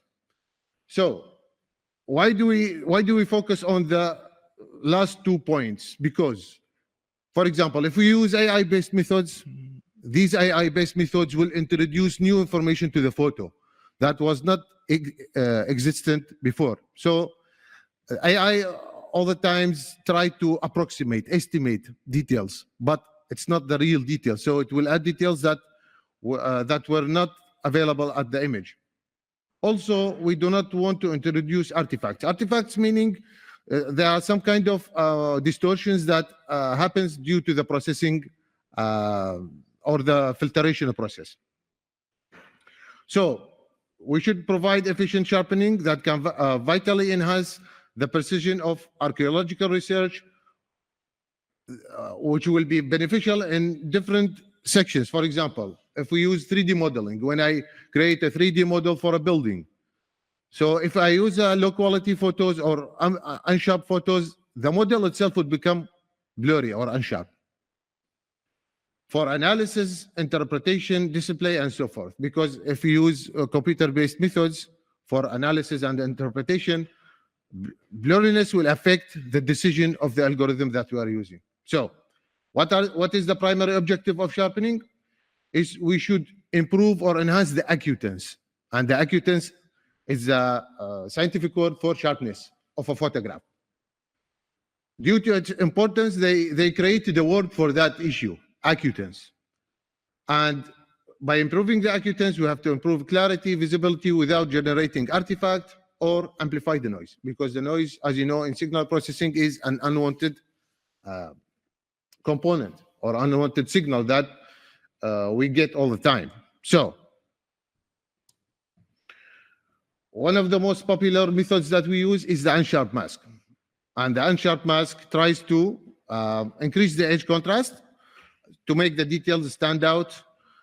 This filter or this process, it's straightforward. We have, if we want to get the sharp image, we have to get the original one. We add it to the original one, subtracted by a blurred one, multiplied by mu. Mu is a scalar that controls the sharpness. When you increase it, you get more sharpness. Decrease it, you get less sharpness, and so forth. So what do we get? We get this. The first photo, the top photo is the original one, and the second photo is the sharpened one. What are the advantages of the unsharp mask? It's simple. It gives you a noticeable edge highlight, and it's widely used. Photoshop, GIMP uses this filter. But the disadvantage is it introduces the overshoot effect. Well, the overshoot effect is a bright outline or a white outline around the edge. So the edge sometimes glow. And if we filter the image using this filter, the standard one, the output would become artificial and unnatural. And we have analyzed this filter, and the problem here that we are having is with the Gaussian filtering, because the Gaussian filtering is the last parameter of the filter I blurred. This one is the original image filtered by a Gaussian filter. So the issue is here in the last parameter of the filter. So what should we do now? We should tackle this problem by changing this. Instead of using Gaussian filter, we would use Grunwald-Deltikov weights. So in this study, we propose a solution to attenuate the overshoot effect and provide more natural sharpening to the photo by using Grunwald-Deltikov weights based filtering instead of the Gaussian filtering. So the equation of the new filter would become this one, which is similar to the previous one, the standard one, but the last parameter, the eye blurred, was changed with eye filtered, which we use Grunwald-Deltikov weights with it. So how to compute this photo? We have to generate the GL weights, the Grunwald-Deltikov weights, and store it in an array to use it in the filtration process. And here the mask we have is 3x3 constructed from the fractional derivative formula that you can see in front of you. And this formula, inside this formula, we will use the Grunwald-Deltikov weights given by the formula that you can see in front of you. And by that, we can generate a 3x3 filter that we then normalize and then convolve to the photo using frequency domain, meaning we have the original photo, we have the mask, then we convert both of them to the frequency domain. We increase the size of the mask by repetition until the mask fits the size of the photo, and then we multiply. We use frequency shift, then we use inverse Fourier transform to get the eye filtered photo. So in comparison, if we compare, you can see the image on the left is the unsharp mask filter, and the image on the right is the photo that we get by the proposed method, which is more natural and doesn't have an obvious overshoot effect. Another comparison you may see here is the first row is the original images, the second row is the row representing the standard unsharp masking, and then the third row represents the filter that we proposed in this study. And to get better idea about the filter, we can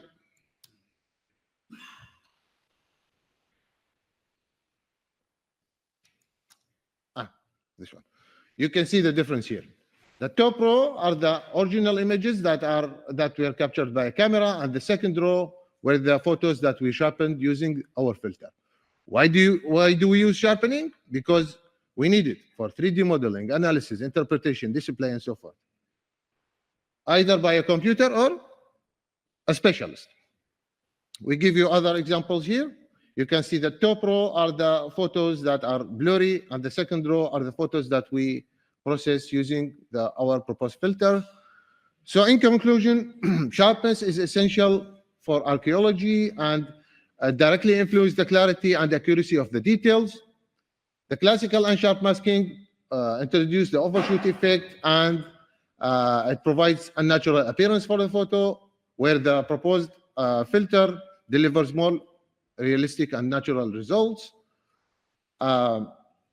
Improving the sharpness is not just about aesthetic enhancement, but also increasing the scientific value of the photos related to archaeology.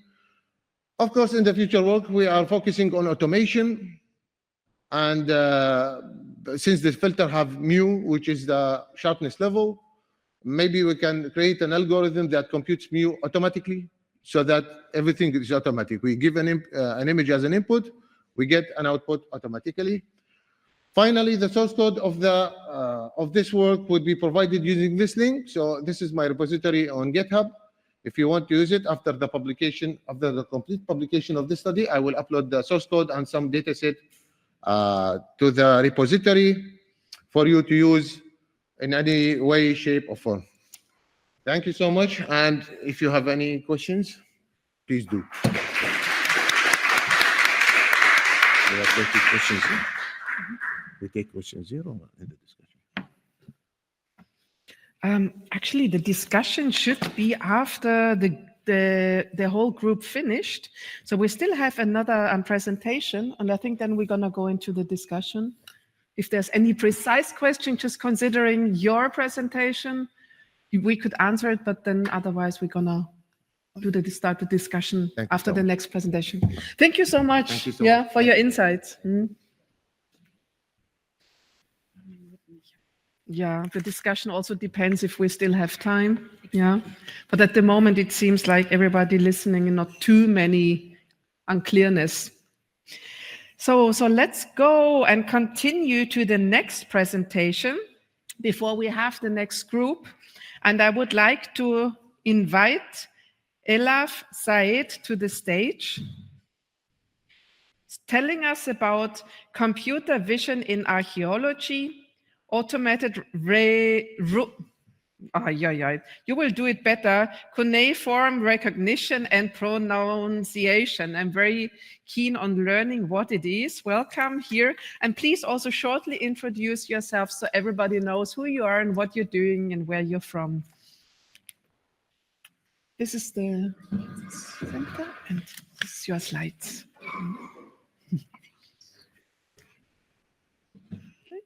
Okay. Assalamu alaikum. Good morning. I am Elaf Ahmed Said from Iraq, from Nahrain University. Our research is the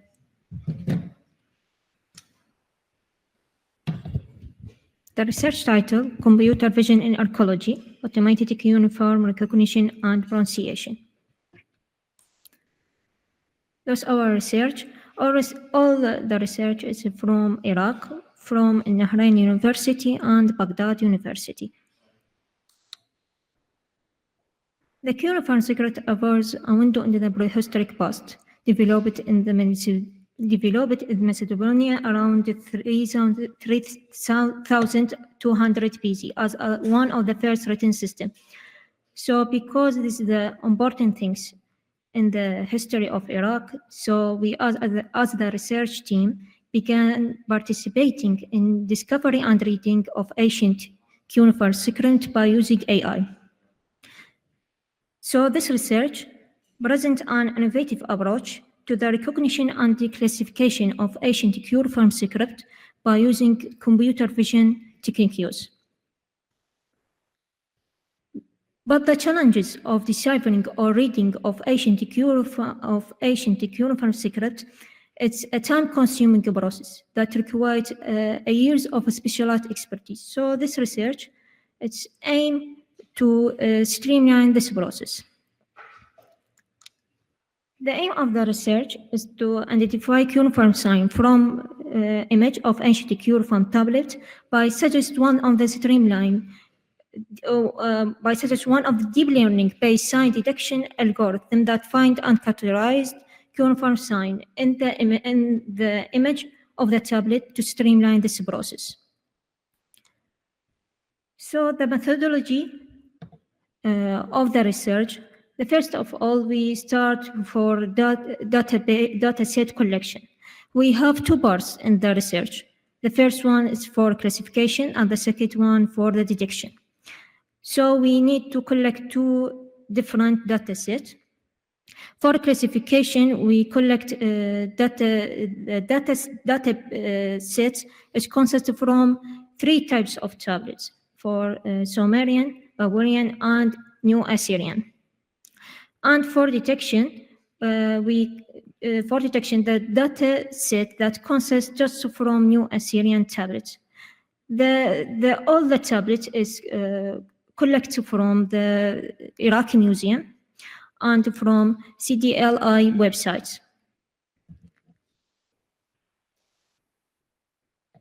As we see in the table, for detection model, we need to label the object.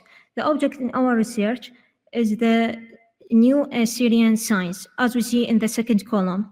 These signs, we select just 11 signs because we limited in the number of tablets, so we just select more frequent signs in the tablet for labeling. So we select these more frequent tablets, 11 signs, and the label of the signs is the label of the sign is the third column, is the sign name. The sign name is the label of the object detection in the English language. We collect this sign from Iraqi Museum in the tablet in the Iraqi Museum. We just collect the image for 14 tablets in the Iraqi Museum. This all tablet in the Iraqi Museum.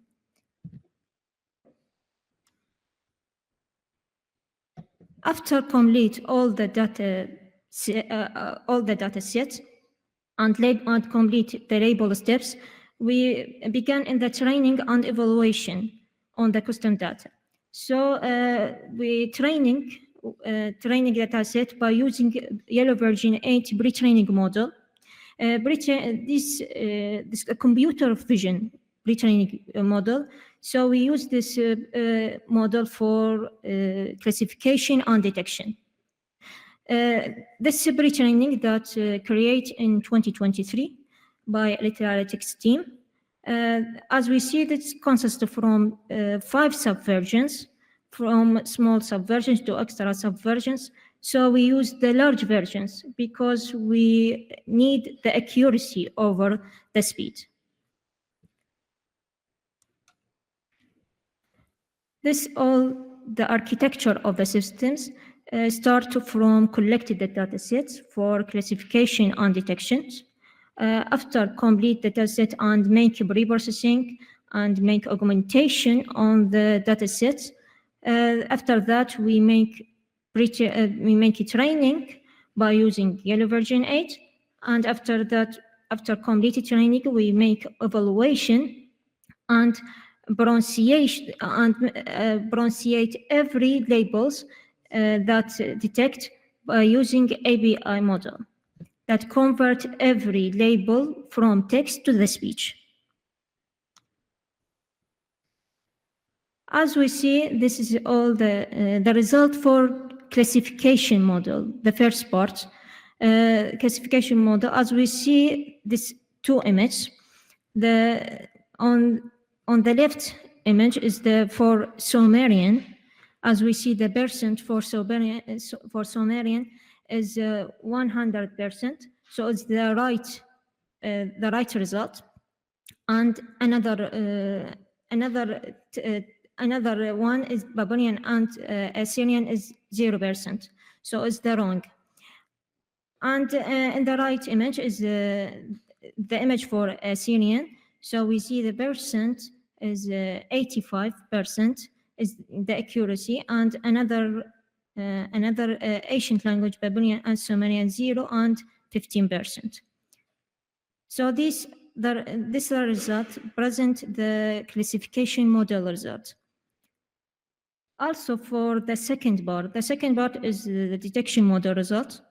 The detection model, as we see, when we select the 11 signs, so after training on these 11 signs, the result that detects every sign that was selected by bounding box and labeling every bounding by the pronunciation of the sign by using English language, and also by using ABI model to convert every text to speech to pronunciate the labels.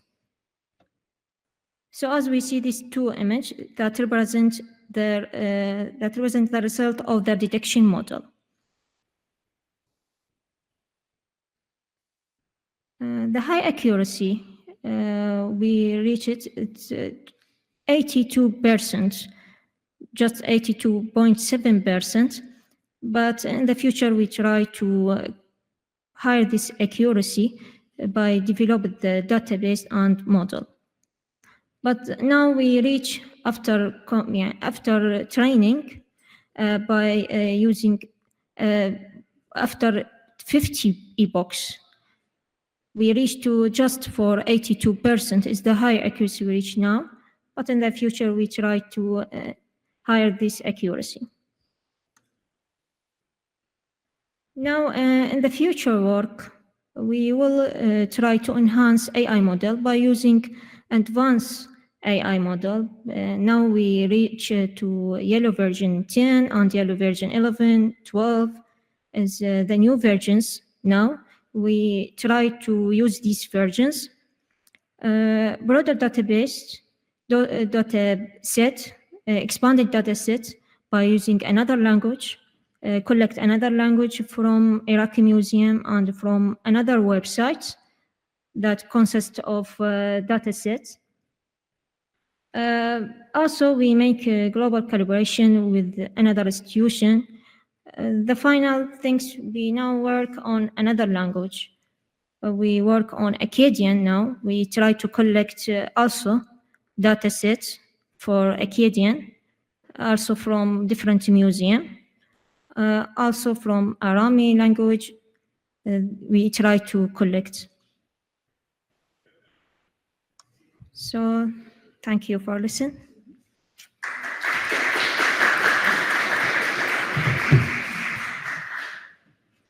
So, dear Elaf, thanks so much for the interesting insights into your work. We unfortunately, depending on the schedule, have 5 minutes. We have 5 minutes for questions or a discussion so far. Is there anything you would like to contribute from your side?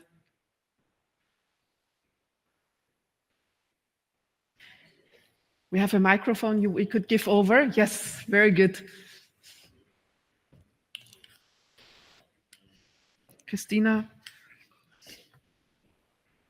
We have to, yeah, I think it will go automatically. Mhm. Du kannst es ihm? You start, Adil starts first, okay, and then it goes to you. Mhm. The question is to Professor Zohair about the new method of sharpening. How did you do the comparison between both methods, the Gaussian filter and the new filter you proposed? How did you know which is better? Thank you. Thank you for your question. We have the original code for the original method. We implemented both methods, we get the results, and then we have some kind of objective metrics that it measures. In image processing, we have two ways to measure an accuracy. It's visually, it's a subjective by nature. For example, you see it good, I see it bad. It's a subjective issue. But we go to the objective methods, which are computer algorithms that computes numerical value. And if the method depends on error, the lower value it gets better because lower error. And if it depends on the human visual system, the higher score would give us an indication of better quality. That's why we use visual inspections and objective evaluations. Thank you. Next question is, the microphone is behind, then we can go to Alan. Mm-hmm. Thank you for the presentations. I have a question regarding the presentation we just had. Basically, for the symbol recognition, right? I imagine that a lot of the tabloids, unfortunately, probably have parts that are damaged, right? There are some symbols maybe where there are some imperfections in the stone or there are damages. And so my question is, how does your model deal with those parts? Do you filter out the parts where the symbols are damaged beforehand, or does your model try to detect and figure out what symbol there was maybe before the part was damaged, or how do you deal with that? You ask about the damage of the ancient signs. Also, in this model, that need the accuracy of the image is high. So we don't work with the damage, cuneiform sign, but we try in the future. We work on this idea. I bought some of the image, not more image, just some of the image that consists damage, to just make high accuracy for yellow version 8. But in the future, we work on higher image, and we expand the data set. So we now work on this idea. but also we work on the, as I say, on the another language as Akkadian. Thank you. Don't forget there will be breaks to discuss with our speakers again. Thank you so much, Dr. Zohair. I really enjoyed your presentation. I just wanted to ask about the applications of your algorithm. I was wondering, could it be applied in the medical field for medical imaging like X-rays or CT scans and similar imagings? Thank you for your question. Yes, it can be applied because archaeology and medical images have a lot of things in common. And one particular thing in common is do not introduce artifacts or errors, especially the overshoot one. So I tested it on different images from different fields. For example, SEM microscopy images, cryo microscope images. I tested it on a PET scan, medical images, SPECT scan, CT scan. It really gives good results, but I think it needs further adaptations regarding automation only, because when you are working with medical images, you have two types of blur, not one.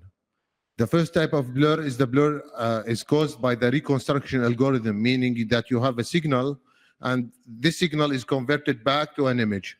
So the algorithm that converts the signal back to an image, it will introduce a blurring effect.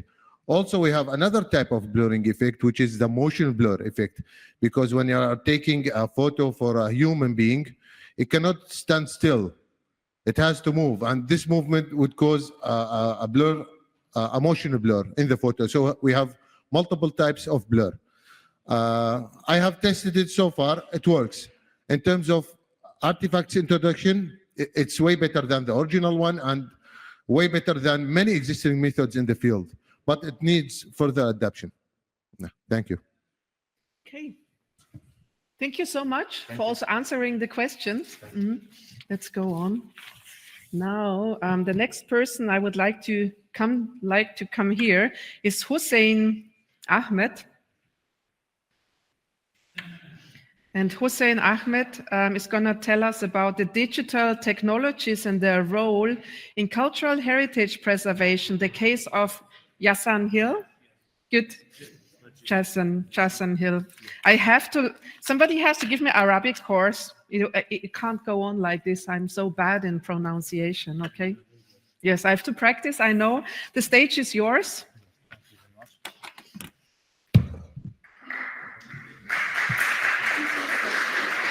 Yes, I know.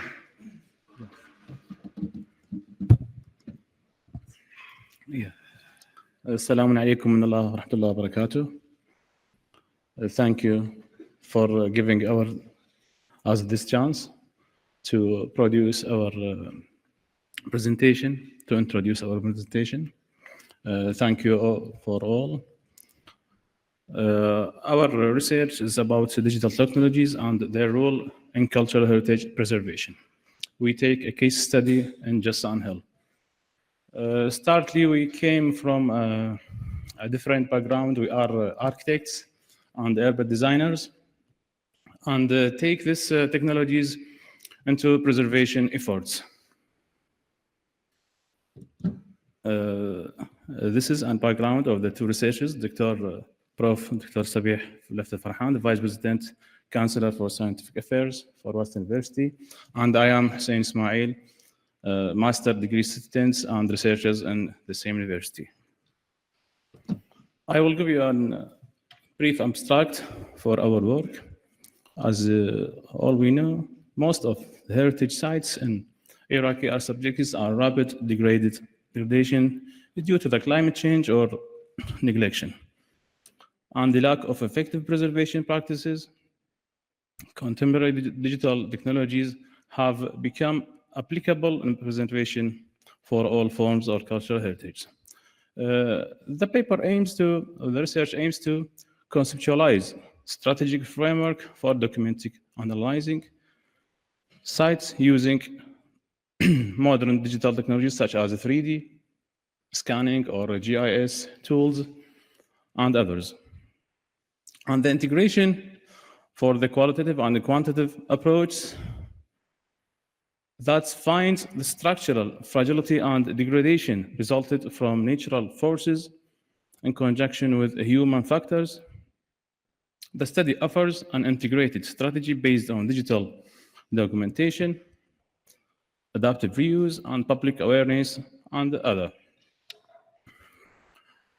As you know, and as you see, Iraq rich heritage under threats. Just Hill is one of the sites that suffer from neglection and not public awareness. The challenge is degradation, urban encroachment, lack of documentation. Why this matter globally? Because in Iraq we have much more sites that neglected and not preserved by the both of governmental efforts and public efforts. The research aims and objective, it aims to digital documentation, urban and spatial integration, community engagement. The methodology used, mixed methods with qualitative or quantitative. The tool used 3D scanning, drone photography, aerial mapping, and morphological analysis, GIS mapping, geographic and for international system, spatial zoning and environmental risk mapping, field observation by the researcher and the team, interviews and surveys, and archival research that we got from the related officials. This picture and this GIS and show risk mapping in the area that based on the digital image that we got from 3D scanning and getting GIS analysis. Here we have 4 zones, the northern and eastern and southern one, on hilltop, and we explain each one suffer from different, sometimes similar. Yes, and you see the table that's on the right of the picture, showing the zoning and the land use. The second thing, we take the community engagement, general gap and perception, youth detachment, need for education, strolling. The strategic framework we proposed that documentation, regulation, education, and participation for the local society. This image that you see on the bottom of slide, the left one is a 3D model, have millions of point of clouds. This is not image. Really, this is points of clouds that will be a base for any future work, such as 3D models, prototypes, VR, AR, and others. The conclusion that we reached and some recommendations: digital tools are necessary but not sufficient. Community, it shall be go with community and policy integration. Heritage management units, we shall establish heritage management units in each location that we had. And engage the school curriculum inclusion and make a digital platform for awareness. The final message: Just Hill is a model site for a hybrid digital heritage preservation. The future steps that we got, VR, AR application must be applicable in each such locations and sites, and we shall improve legal policy models and economic feasibility studies. Thank you very much for your time.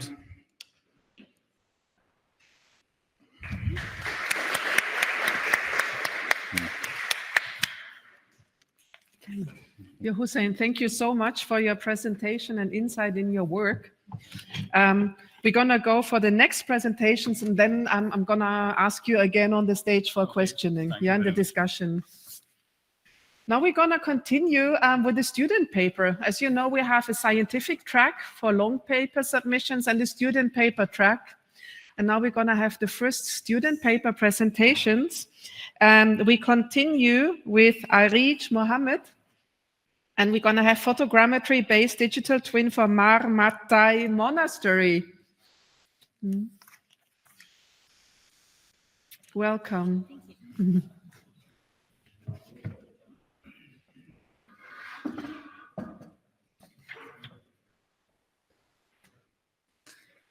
Hello, everyone. My name is Arij Mohammed. I'm a student at the University of Mosul, computer science. Today, I'm going to be presenting about photogrammetry-based digital twin for Marmatai Monastery.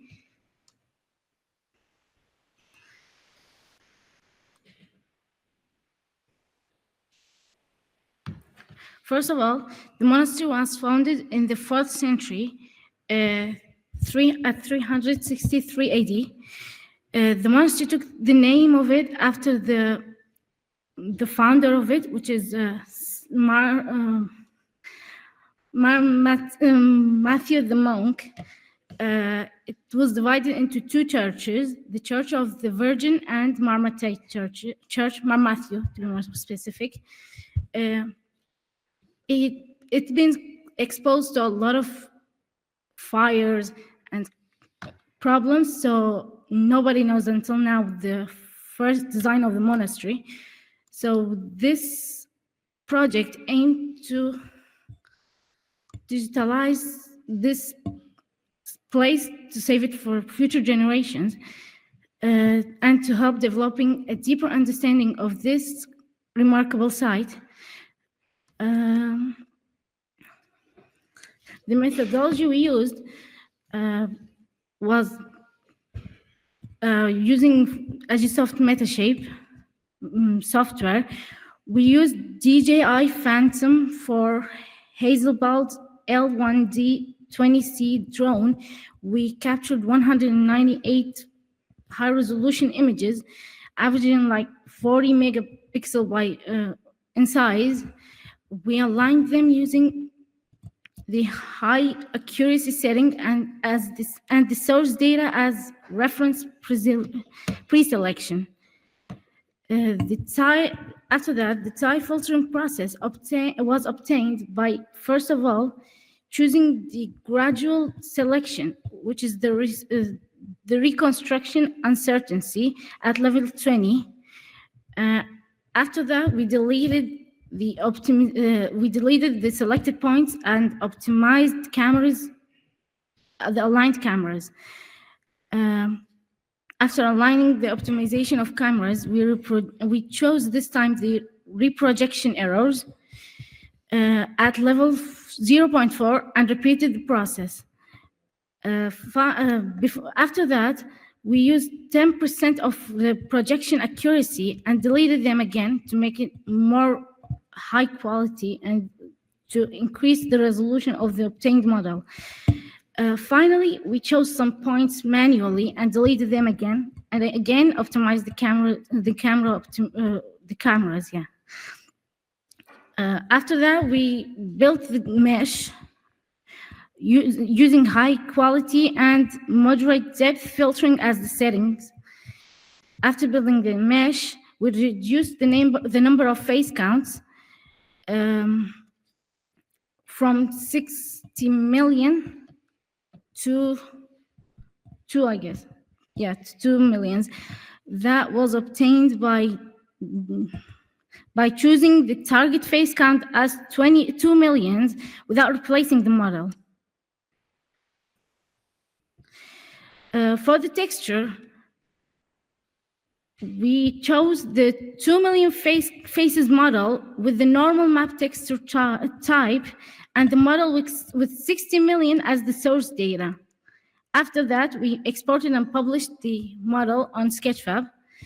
As you can see in the result, we captured good details of the fresco in the entrance of the monastery.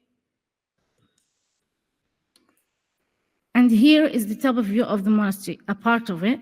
On the left side, you can see the model, and while on the right side is the real footage of the drone. This is the full result. And after that, we also tried to do the same thing on reality capture, just to compare between both softwares. As you can see, the first one is rough, isn't really that nice and didn't capture a lot of details. But on IGSoft Metashape, the details worked pretty well. So in conclusion, we created a digital reconstruction of the monastery successfully. We provided deeper understanding of this remarkable site by doing this and publishing it on the internet. We also did a website on that. It's published as well. You can also scan the code if you'd like to see the final model. And that's it. Thank you.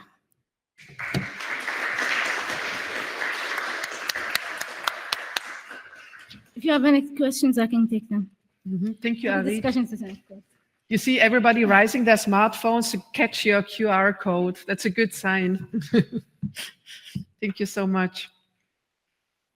Okay, then we just head over to the next student paper by Adil Al-Kaba, Hosh Al-Bain Collection, an immersive multiplayer virtual museum.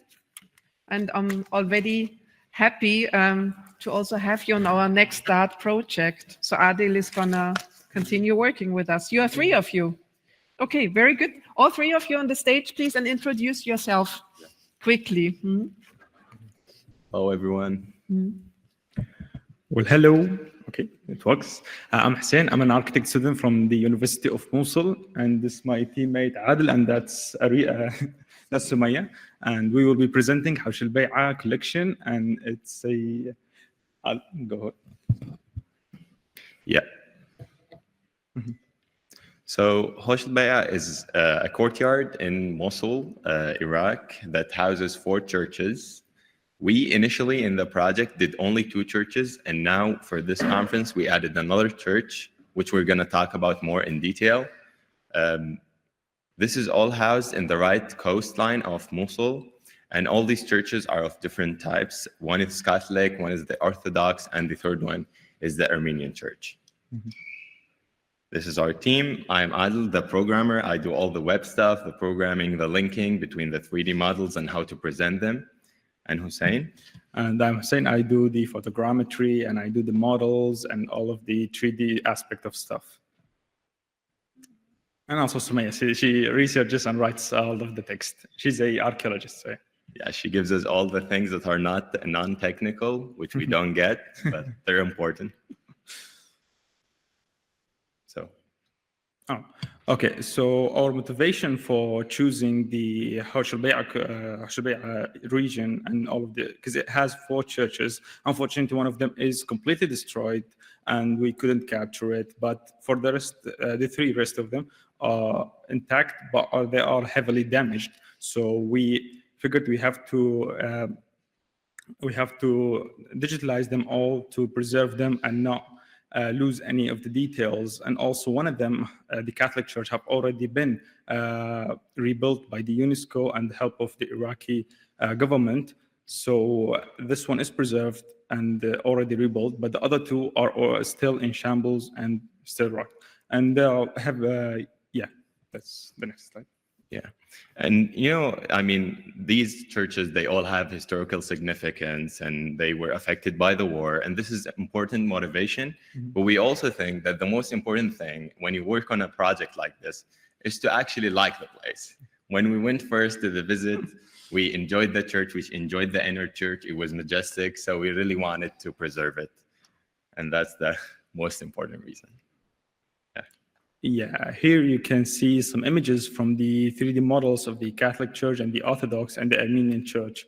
And yeah, they will, you go to the techniques if you, technical slide. Yeah, so we, for photogrammetry, we used the reality scan program, and we basically, most of you guys know how photogrammetry works. We take a lot of images from all the angles, and then we put it in the program and have them stitched together to make the model.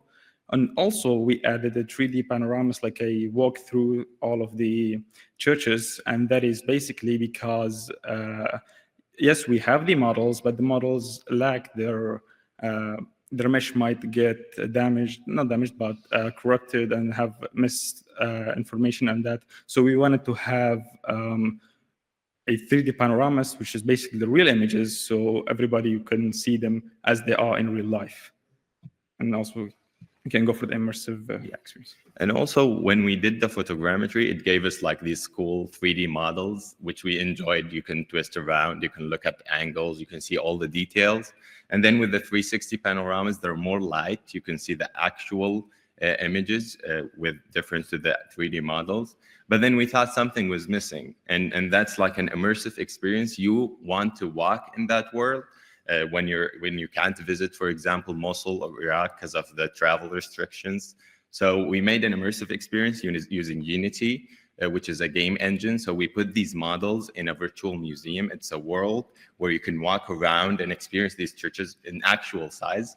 When we first hopped on this world with the VR and you can look at the church, even though we've been there, it still was a nice experience to really look at it virtually. You can, these are images from the panoramas.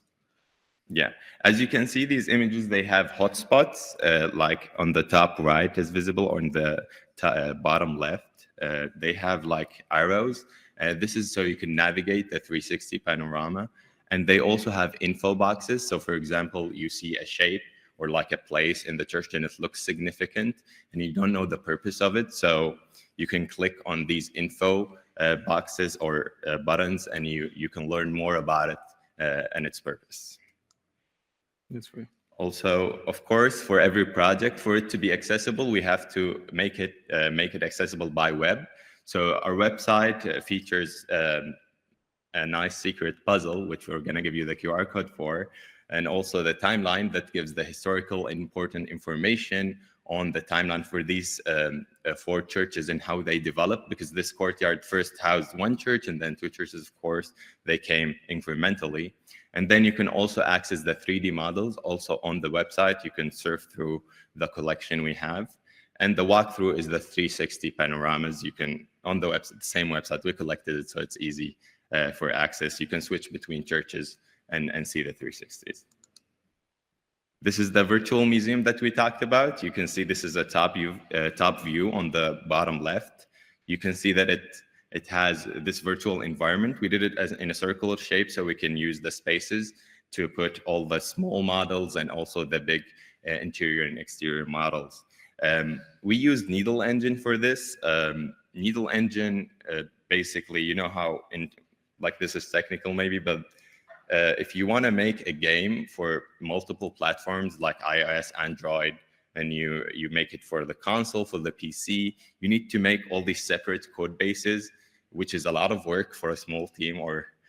So we decided to go with an easier solution, which is Needle Engine, because all these platforms, Android, iOS, they all support a web browser. They all have a web browser. So we can just use this software, which is called Needle Engine, that basically integrates with Unity to make a game on the web. So you can open it on your phone, you can open it on the laptop, Android, iOS, wherever, and it will work the same way. And we also made, this is a new addition. Of course, this is multiplayer, so you can join together with people. And also we added voice over IP, so you can talk to each other and discuss the models and the history.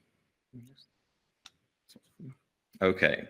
So now to the fun part, which is the challenges that we faced. Of course, with a team that has different skill sets and everyone's specialized in their own field, we had to like navigate each other. So this is like the pyramid of the most challenges that we faced. First, of course, is the logistics, because these places, they're not easy access, and we have computing, because we took a lot of images, and we have the publishing, which is the releasing for the web. Yeah. So in logistics, we had a problem that we first accessed the church when it wasn't open. So they were more easy to get permits and take the pictures. We were comfortable, we were alone.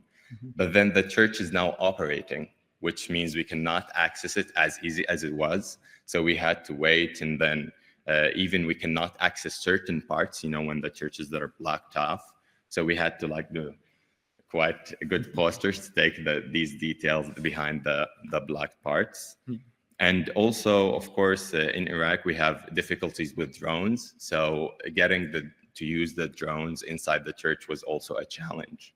And also, and the last point is important. It's like in our culture, digitalization is not a familiar concept. It's a foreign concept. So people are not really readily to accept that you're going to take pictures of this place and you make a 3D model. They cannot imagine it. And we'll come back later to this point on how we got the third church and how we changed this culture a bit. Yeah, also for the challenges we had, the computing, due to us being just the regular students and having our own equipments like our phones and our laptops. So we didn't have much computing power to work with, you know, especially with large images such as like 4K, 4500 images for the Catholic Church, and the rest are mentioned here. I had to upgrade my PC to be able to continue computing, which was a difficulty we had to do and come. Yeah. And also, of course, if there are any architects here or like 3D model experts, I don't know why they always like give me big files. They give me 0.5 GB of a 3D model and they ask me to publish it on the web, which if I do, will burn all your data plans and you'll have to spend so much money just to access the website. So we had to use these tools. One of them is by Google. It's called Draco, and it compresses 3D data, all 3D data, whether it's points, vertices, you know, the 3D models, OBJ, JLB. We also use a more efficient format. If you've used any 3D software, you have OBJ, which is not that efficient, we've noticed with our models. So we switched to JLTF, which is easier for the web, because I think it's based on JSON objects, which makes it easier for loading. Basically, he's lazy. Just do it. Yeah, and the final part in the challenges is a bit fun. We're coining the term heritage hiking, which is hiking to get the heritage preserved. As you can see from these pictures, we had to climb a bit of strange places and take these pictures. This is Hussein climbing up a wall because this church is blocked. And we cleared 52 obstacles to get the church preserved. And we did some special quests, which are the floor is lava because some of these areas are not cleared. And we also did some navigation through spider webs. And we also use the window door, which is a window, but we use it as a door because we don't have an actual door. There is no entrance. Yeah. Yeah. Just to clear something, these places are abandoned. Yes, they are like after the war, they are left abandoned. They not taken care of. Only the Catholic, because it was reconstructed, but the other two are still left. They're not completely clean out of the war waste and all that. So we had to be completely careful and not like step on the rubble. The rubble was very dangerous and also a lot of waste. So we had to be really careful with that. This is the project website. You have on the homepage a nice puzzle you can solve. We actually changed the puzzle. So if you've solved this in the previous conference, you can solve a new one now. Yeah. And I want to give you a challenge. I want to see who gets like the fastest solve. So maybe you can try to time your solve of the puzzle and we'll see who gets the faster one. And just to end, this whole project of cultural preservation and heritage preservation, our third church, we were actually approached by the people responsible on the church. We did not approach them. When we did this project of the two churches, this church was completely blocked. But because they heard about it, they heard about the project, they thought it was cool to preserve the heritage and the churches. So they actually approached us to do the church. and we did it and added it. This was the Armenian church, which you can also see on the website. So thank you so much and enjoy the puzzle. Show me your speed. Thanks, everybody. You can stay here in case there are questions from the discussion. So we do have actually a couple of minutes because the midday break is set for 12:30. So we do have time, and Paul needs the microphone. Maybe also the other presenters want to join in case it also refers to your topic, or you are ready for an answer. Wonderful work. So thank you very much for the great presentation. So do you want to work further on your project, maybe adding Gaussian splatting or some new technology, or so what are the next steps? Yeah. Maybe you can talk about the reconstruction. Yeah, so there was something that we had to care of because we didn't have enough time to add it, which was I was trying to build a hand-modeled model of the Orthodox Church, which is still in shambles and broken, and I wanted to make a 3D model of it, and I reconstruct the entirety of the interior and have a renders and also powered by AI to have just a view of how it could look after getting reconstructed. But unfortunately, due to the lack of time, so we had to cut the project in half. Yeah, he was working on the hand model in the apartment, but he couldn't finish it because he was enjoying Germany too much. Still enjoying it. Another question? Yeah, my question is, how much time did the processing take? For the churches? Yes. Oh, that's interesting because I mentioned that I upgraded my laptop because I was running on 60 gigs of RAM, and when I tried to process the 4500 the Orthodox model, it told me that it would take 3 days, and it was constantly adding up on the time. And I immediately stopped it, and I went to upgrade it to 32 gigs of RAM, and it then took around 5 hours to be completed. Yeah. Yeah, I have also a question a bit to the whole group. Thank you very much for all the 3 presentations. And I mean, in the first presentation, you said it's very important to involve schools and young people and the whole public.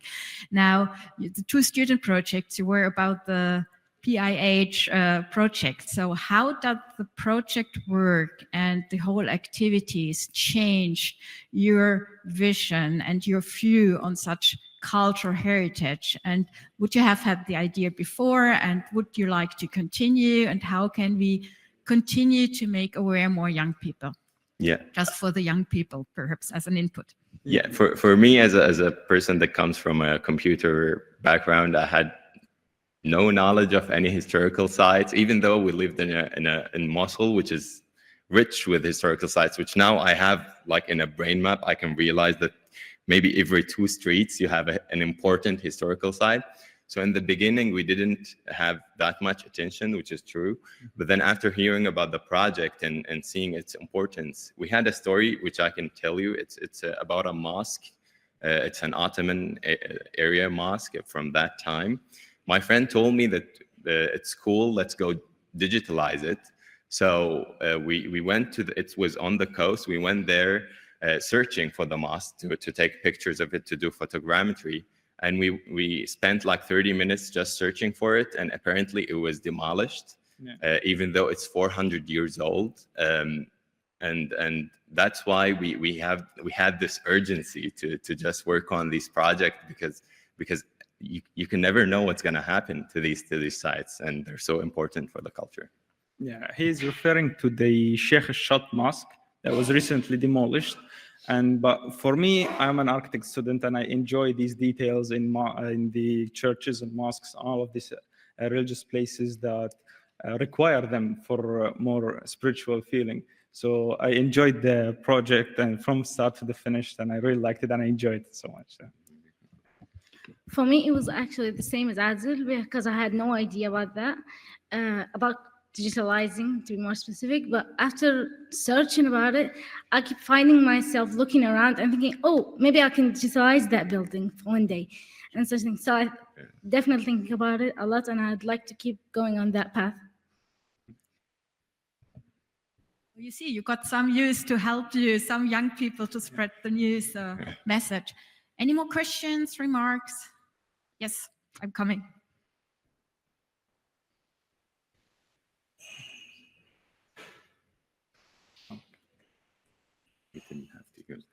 Do you think that the 3D models that you created are detailed enough and accurate enough to be also used for research, or mostly for preservation and societal? Yeah. Okay, so this is exactly why we added the walkthroughs. Okay, the 360 panoramas. Okay, so the models are accurate, like the original ones that we made, but because we had to upload them to the Sketchfab website, and it's when we are subscribed to the Pro plan, and it still doesn't allow us to add more details, because the more we add, the more heavier the models, and it's more harder to load. So we had to go compress the model and also descale some of the textures, so you could be easily to access. And also, if you scan the QR code, you can access the 360. So any missing details from the models, you can see from the 360s. Yeah. And just to add to that, for like a technical solution, this would be like a data repository that we use, a model repository that doesn't have this size limit. So we can upload the actual detailed models, which are like big in size, and those could be probably more useful for more research. I'm also going to add something to it, because it very much targets the research topic we are working on. And it is from the perspective of archaeologists, or for UNESCO, where I'm cooperating with the German UNESCO Commission. The data is in that way not accurate enough. So we are working on technologies, or we're doing research in how far the technologies or different kind of technologies could be used for digitalization of cultural heritage sites. But archaeologists, for example, or UNESCO needs a kind of a protocol. So you really need a document to be filled out to prove that the data is like really matching the measures and the proportions, and there's no information missing, and at what time has it been done. And to work on such policies is one of the research topics we're going to work on in the future. I wrote just a proposal on it, and we're doing this in cooperation with archaeological departments and directly with UNESCO. So it is, what you're targeting right now is a big issue, especially when it comes to cultural heritage preservation. And the topic, one of the main topics of this conference, the whole days, is wide open. So we were talking about research data management and open software, things like that, because this is the next question. You need to have the software to use the data. You need to store the data on a longer run, because the data is great, but if it's on a personal website, it might get lost. And this is also what Christine Regel said at the president of GE. It's also the conservation of digital heritage at the end. You know, how can you store the data that we create for digital heritage so that it's accessible? Because you want to preserve the church. Now, let's say something happens to it and your data gets lost. So this is also, we need to discuss and sit together, how can we preserve the digital restoration, the digital documentation we have? So any more questions? Okay, so we continue at 2 p.m. Please try to be sharp. I will start. Hi, everyone. How are you? And nice to meet you. Nice to meet you all. Today, I'm going to present our paper, Resilient Digital Preservation Strategies for Conflict-Affected Cultural Site. It's a case study of Sudan's inter heritage. Me, Qabas Muhammad, I'm presenting this paper, and in the same time, I'm co-authoring this paper with Dr. Akram Al-Khalifa. I'm an architecture student, a final architecture student, and with Professor Dr. Akram Al-Khalifa, who is a professor in architecture and planning. Can you go for the next slide?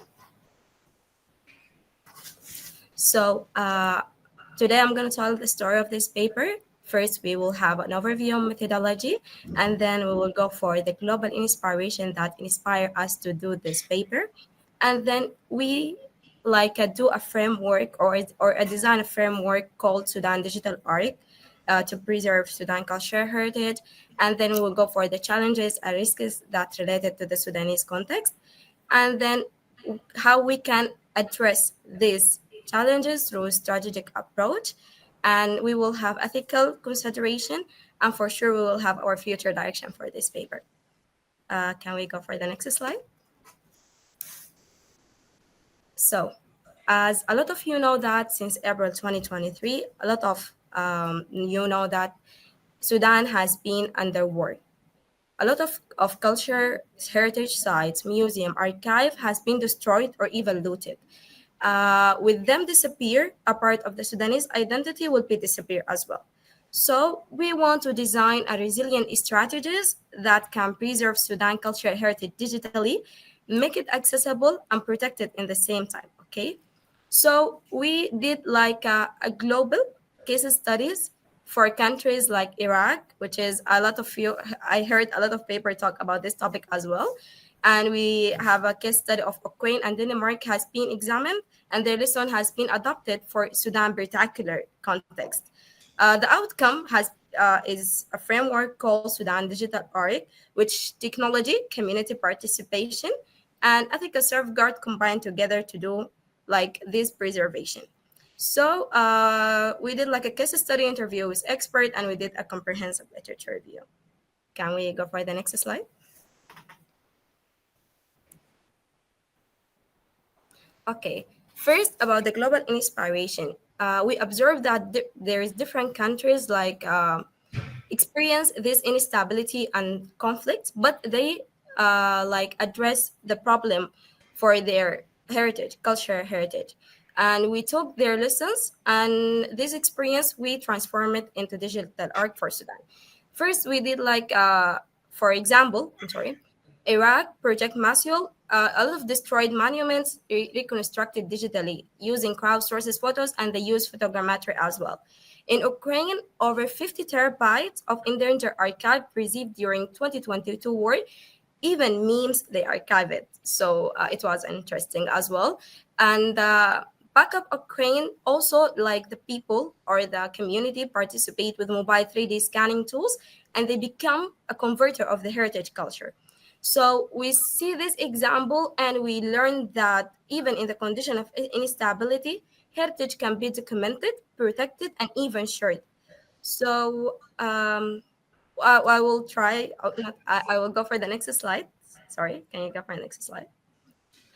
So we propose a Sudan digital arc in responses to these lessons.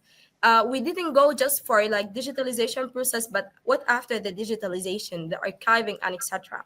First, we go for the data collection. We collect the data from different sites, and then we will go for processing and digitalization through different digitalization means like photogrammetry, 3D scanning, and etc. After we have our 3D model, we want to decentralize those archive. Like if we just put it in just one place, it will be like maybe lost or something like that. So even we propose this archive can be with the AWS, with the cloud basis solution like AWS or OVH cloud sources. Then we make it publicly access. People, they can access and they can put their input for this. And then we make like a community engagement, and we train them to use this, like what happened in Ukraine, where people like upload their data or their like archiving. So then we go for the feedback and illustration for the next life cycle, which we will start again for the data collection. This approach reflects adaptive and resilient methodology designed specifically for Sudan context right now, but it can be like flexible to be changed in the future direction. Can we go for the next slide? Sorry, there is challenges and risks that faces in Sudanese context. As the conflict is going, power and internet shutdown can disrupt the digitalization and the storage at the same time. And also there is limited access for advanced equipment right now, and even it's unsafe to carry it into the conflict zones. And then the crowd sources data may introduce inconsistency. And then the safety for the archivist and the cultural worker can be at risk. So those limitations underline the necessity for what? For flexible and low-tech and portable solution that demonstrate preservation strategies can be designed under even these extreme circumstances. Can we go for the next slide? So to address those sort of risks and challenges, we go for a strategic approach. We can do dual cloud system, like AWS OVH for security and scalability. We did we compare them, which one it's better for Sudan, but we go for those dual system can work together. We can do it together for cost balance and even to decentralize them. We can go also for offline and portable archive, which is recommended.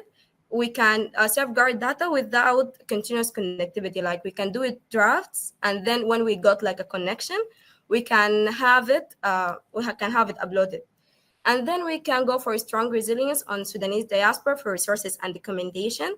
So above all, we can go for the next, which is the ethical consideration when we do this strategic approach. Can we go for the next slide?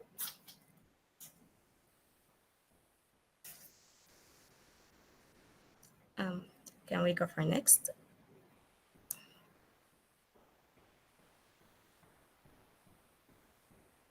Sorry, can you hear me?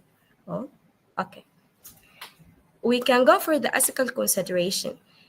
Heritage must be represented respectfully and accurately. As a researcher, or like a worker in the heritage culture, we should represent it with the accurate way. And we should have a constant of affected communities essential to have their input and their opinion. And sensitive or scarred knowledge should not be handled publicly without any sort of care, especially because it's related to some sort of group and they may feel sort of offended sometimes, or it's very sensitive. And then the decision making should remain with the Sudanese cultural leaders, the historian, and even the community themselves to be participating in this decision making. Can we go for the next slide? And then we will have our future direction for this approaches in general. We're looking forward. There's several directions. We can go for mobile archival toolkit for remote areas, like when we do like a photogrammetry. A lot of you know, said that they just took photos from the sites just by their phone, by a mirror app, and then they carry this data into a metaship, which is something. It's very toolkit and it's very easy. And then we will have Sudanese Culture Data Alliance for governance and ownership, and virtual tourism for awareness and pride, because Sudan has a lot of culture. It's a lot of Asian, like we have pyramids, aligned with the Egyptian one, and it's more than the Egyptian one. But a lot of people do not know that because the virtual tourism rule, it's not activated very well. So it will be for the global people, or for the global, they will know about the Sudanese cultural heritage. And then digital preservation for survival, recovery, and sustainability, which will be for the future generation to see their cultural heritage preserved, and they will know what sort of country they had. Can we go for the next slides?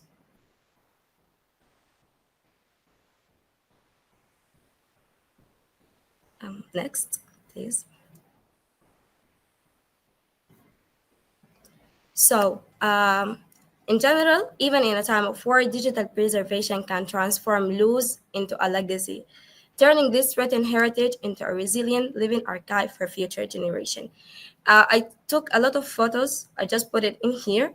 Part of these photos is for the Sudan National Archive. Unfortunately, it has been sort of destroyed, but the data are good.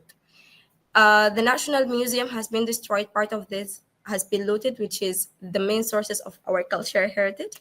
A lot of building has been destroyed. So the conflict will be end, but our culture must be remain. So thank you so much for your listening. And if you have any question, I'm happy to answer them.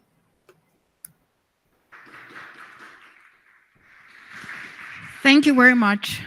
If there is one direct question, Otherwise, we can perhaps ask both speakers at the end. So the next speaker, also online and from Sudan, is Lina. Hello. Alhaj, yes, we hear you.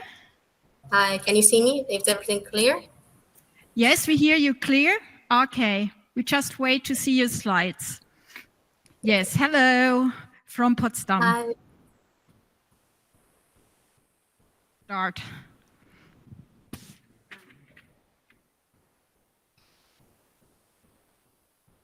Okay, so hello. My name is Lina and I'm a teaching assistant at the University of Khartoum.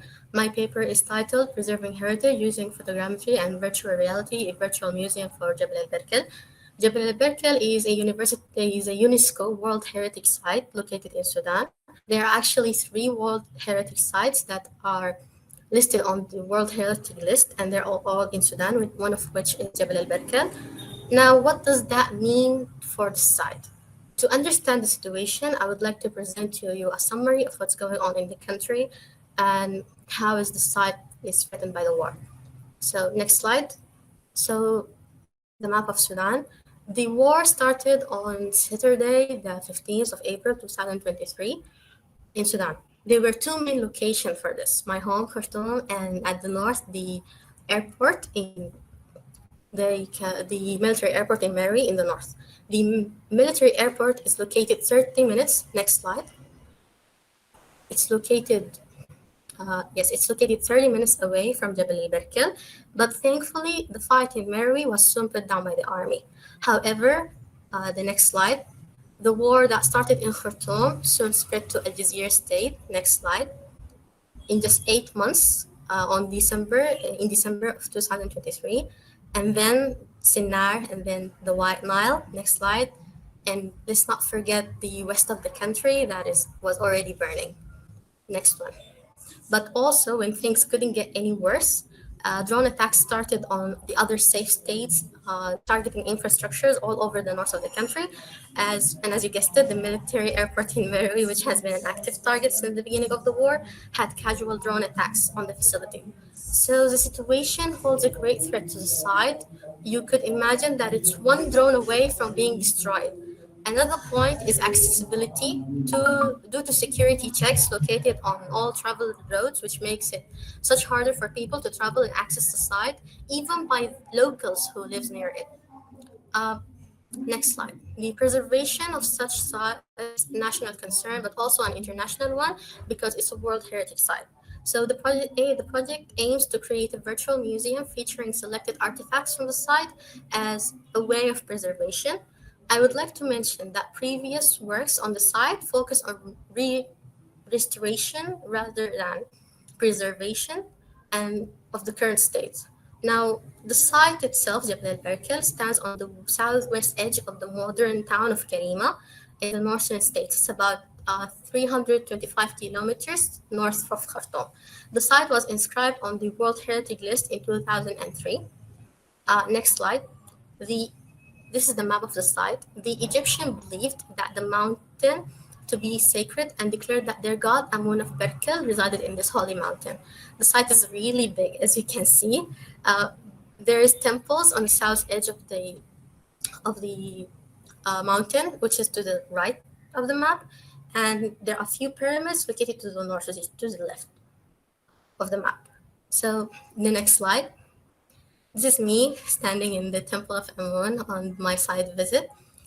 This project was carried out as a part of that Taziz initiative during the summer semester of the exchange program at the University of Brandenburg. Initially, ironically, on this day, the same day of the site visit, it was the 27th of April 2024, on our way back, we were stopped by a security point that wasn't there when we came.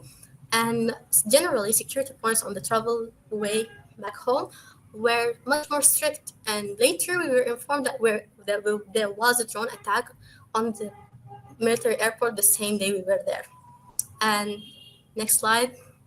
Now you can see here are the pyramids located to the north that I told you about. And this was our final stop at the site. Next slide. The project, since it combines with photogrammetry and virtual reality, the workflow consists of 3 steps, which are data acquisition and photogrammetry, model optimization, and creation of the 3D environment. The selection of tools and equipment was impacted by limited resources. Next slide. For the photogrammetry part, yes, we used Metashape standard edition. Models were created from the database inside of Metashape. Originally, we had 4 samples, which are the pillar, the pillar, and the shape statue, both from the Temple of Amun, and some column cornices that were resting on the ground, and finally the 2 pillars of Goddess Mut. We eventually chose 2, the pillar and the statue of the sheep from the Temple of Amun, because we had other issues with the 2 other models while in uploading and in processing. You can see here the model of the 2 pillars of Goddess Mut had holes in the top part because we had problems with our data set. So next slide. For model optimization, originally the models were processed in high poly count and high mesh inside Metashape. However, before uploading the models, they needed to be optimized for suitable quality for display in the metaverse. So models were reprocessed inside of Metashape, and the mesh was reduced to medium to reduce the face count. It was reduced for each model around 100K for each model. However, the texture quality was not compromised to ensure good quality of display, so the texture were reapplied. Nonetheless, issues occurred on uploading and displaying the models inside the metaverse, and they took a long time to upload. And appear inside the metaverse. It took around 20 seconds for each model to appear. The next part for the creation of the 3D environment. Yeah, we used the creation of this 3D VR experience would typically involve employing a game engine such as Unreal Engine, which is but however, in this project, we utilized an online platform, which is FrameVR website, to create and host the created environment. FrameVR is a platform that provides 3D workspaces for online collaboration, learning, and events. It aims to create immersive virtual environments for meetings and interactions. It's designed to be accessible through web browsers on various devices, including desktop, mobile, and VR headsets. FrameVR has pre-made scenes. They are called rooms with various settings. Custom scenes can be modeled and uploaded to the website for special settings. Since it's designed for collaboration, users can interact inside the room using voice and chat messages, which allows for a rather interactive experience. The concept for designing our environment was a small gallery, similar to museums in layout and model, display with posters hanging on walls and pre-made scene from FrameVR library, which is a small gallery room, was used. Next slide for results. Here we have a comparison from the model in real life, then in Metashape, and finally in the 3D environment. And so you can see it's good in delivering details of the model. Here is the sheep statue. Next slide is the pillar from the Temple of Amun. And next slide, we have the QR code for the room. You can visit it by scanning it or typing the website framevr.io/hdjabalberkel. Now, I'm leaving this slide, and in this time, I want to tell you about the issues faced while working on the project and recommendations for future ones. Now, FrameVR supports various file formats for new uploading models. However, from what's recommended and the experience of this project, PLG files, GLP files are best to work with and upload into Frame. And the recommended face count, we would recommend 50 to 75 faces. And since the complexity of models affect the room performance, a solution for that would be to create if you have a very detailed and complex model with very high poly count, you can create a separate link for it where it's displayed separately and link it to the original room so visitors can go to there to see that model alone. The evaluation of the room itself and its performance was restricted by lack of resources. FrameVR provides performance rating within the room setting, allowing for tracking of frames per second or FPS. And our initial testing was conducted on several Android devices, and unfortunately we were only limited for that testing on Android devices. We had FPS count of 40 to 65. FBS. While these numbers, they suggest a generally acceptable performance level, further context is needed to understand their implication for user experience. In addition to device and hardware, the internet speed plays a critical role in performance in FrameVR since it's an online platform. So during testing, our internet speed, the top speed that was achieved was 4.5 to 5 megabyte per second. Okay, but we had interruptions and in our connection, so that complicated our ability to determine the exact causes behind the observed FPS count. And finally, regarding the site, future endeavors could focus on the digitalization of larger components of the site, such as the Temple of Amun, furthering our understanding and appreciation of this invaluable heritage. And thank you for your time. If you have any questions. Thank you very much. I feel ashamed, but I am among those people who, until this project, Cultural Heritage Digitalization, didn't know how much cultural heritage Sudan has. So, any questions? So, Paul, can you then?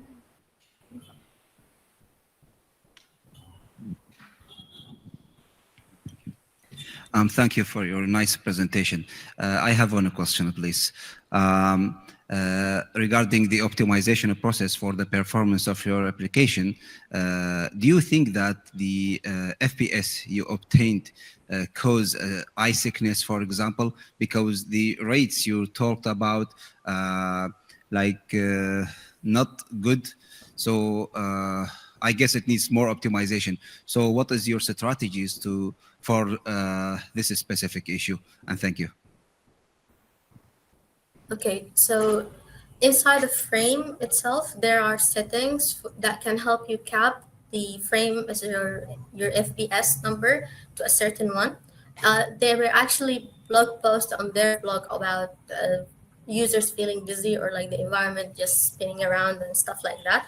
It had the problem also with their coding, and it's fixed, I believe, in the newer versions of the site. But there are settings. It's mainly within the setting inside the room itself. More improvements, because this level you obtained is not appropriate for the application. But thank you so much for your work. It's amazing. Yeah, ideally this is just a trial with like limited resources for now, because this platform is a free online platform and everyone can access it and everyone can use it. But ideally, we would like to take it to another website and make it a whole project in itself, so it will be like really accessible and better and have more details and stuff to be better. We will make a better version of it. That's the goal. Thank you very much. Any other questions or remarks? Maybe. Good day, everyone. I'm Sumaya, a student at the University of Mosul College of Archaeology. Today, I will present our project, which explores the role of historical roots in preserving and spreading cultural heritage and aims to preserve their historical and cultural significance. Throughout history, trade routes have been more than just paths for exchanging goods. They were powerful links between Western regions, enabling the movement of ideas, religions, languages, and traditions. These routes helped shape civilizations and continue to influence our cultural connection today. Throughout history, trade routes have been more than,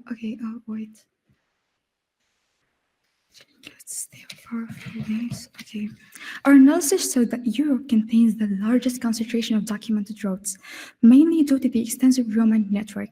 However, the Silk Road remains the most central and globally influential route, linking Asia, the Middle East, and Europe.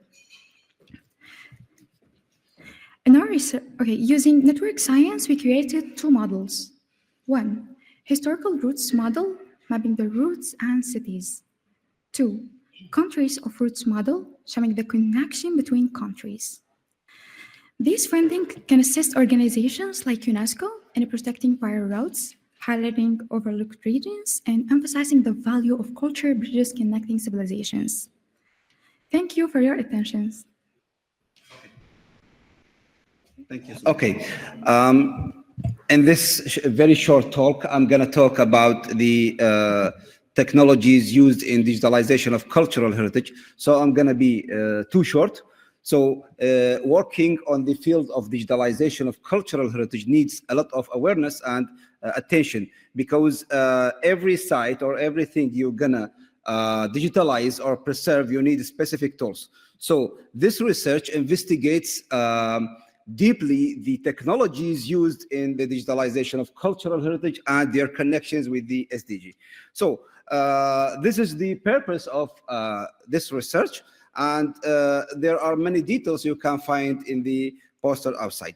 For example, what we found in the results, that AI is one of the dominating strategies or technologies that use in AI. Not only the use of AI by itself, but it is like a complementary, plays a complementary role with other technologies. So it can be integrated with other tools like 3D scanning, like image processing, and we saw some papers presented today. They combine the field of image processing and AI, and also other techniques like the virtual reality, augmented reality, and other photogrammetry. Also, we found that the United States plays the dominant role in producing and using these technologies and spread it to the world. Many details are available in the poster outside. So, in connection with the SDG goals, these technologies have like many benefits to the 17th UN goals. And one of the most goals that benefited from these technologies is the SDG 9 and also the SDG 11.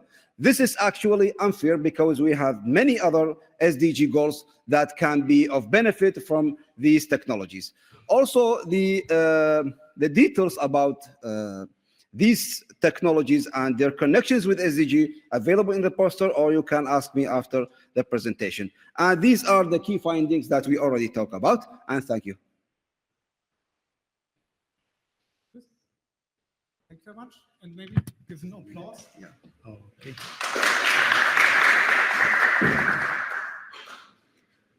Hello, it's Wissam from DoCH International University in Erbil. We have a study regarding how can we apply photogrammetric methods to digitalize key elements with the aim of preserving historical places. So for this purpose, we decided to work on the Erbil Citadel, in which it's one of the oldest citadels in the world, in which its history belongs to 5,000 years. So we captured around 3,500 pictures of the three different structures on that citadel. One is an old courtyard, and also another one, a mosque minaret. The third one is a historical door of a villa on that citadel.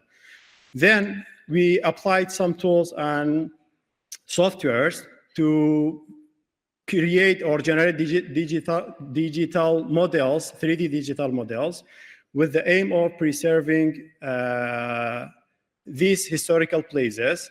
And hopefully we could find something of how can we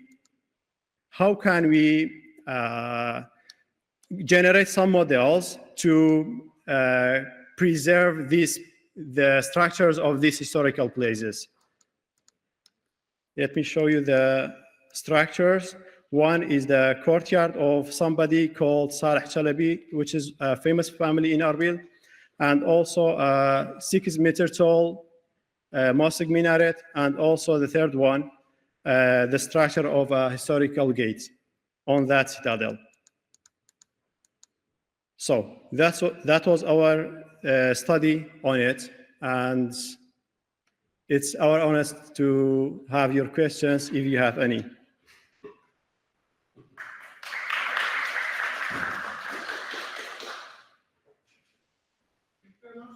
And the next one is Abdullah. Hello, everyone. I'm Abdullah Sarraf, PhD student in University of Baghdad, Architectural Department. Today, I will talk about Mosul heritage houses and their role in sustainable development. Mosul is one of Iraq's oldest cities, and its traditional houses reflect culture, identity, climate adaptation, and community needs. Sadly, many were destroyed of the 2014.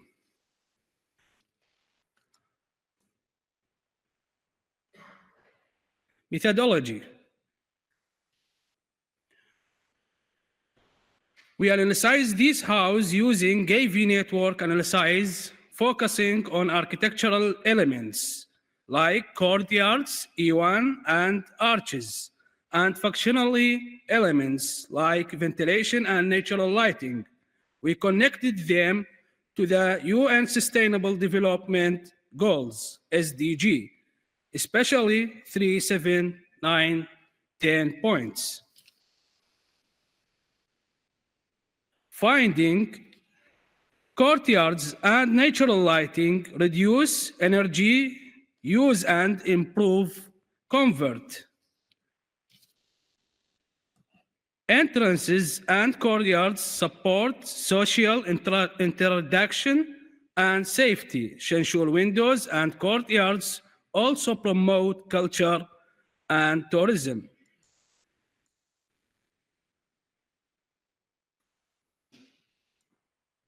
Conclusions. Short, Mosul Heritage House are not only cultural treasures, but also examples of sustainable architecture. Perceiving and reconstruction, them supports environment, social, and economies goals of the future. Thank you.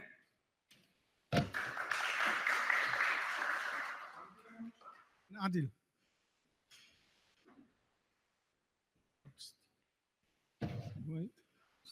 Hi everyone, my name is Mohammed and I'm from University of Mosul.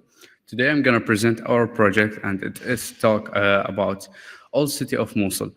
We are trying to make a 3D models and a virtual tour to the most important place in the city. And we are talking the most important place like Qantarat Tawhala. It's one of the oldest place in the old city.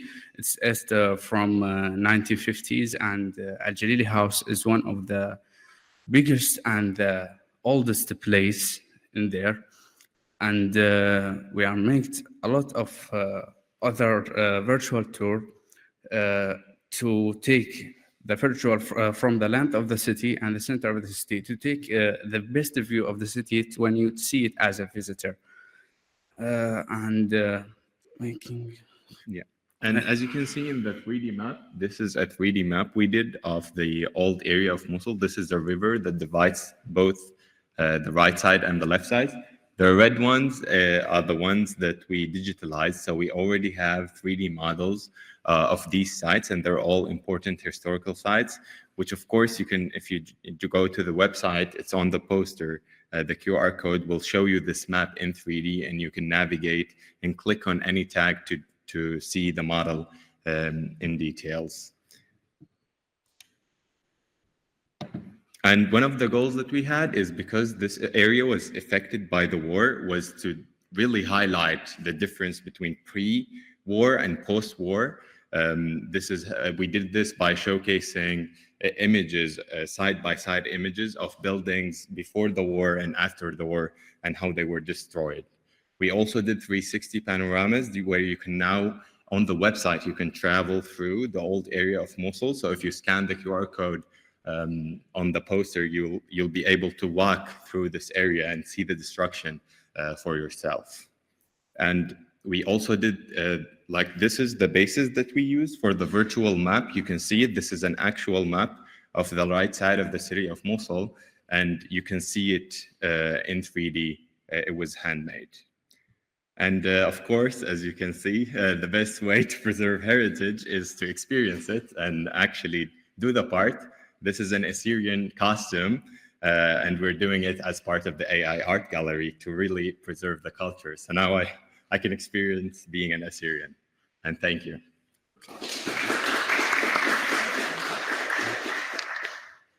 Thank you very much.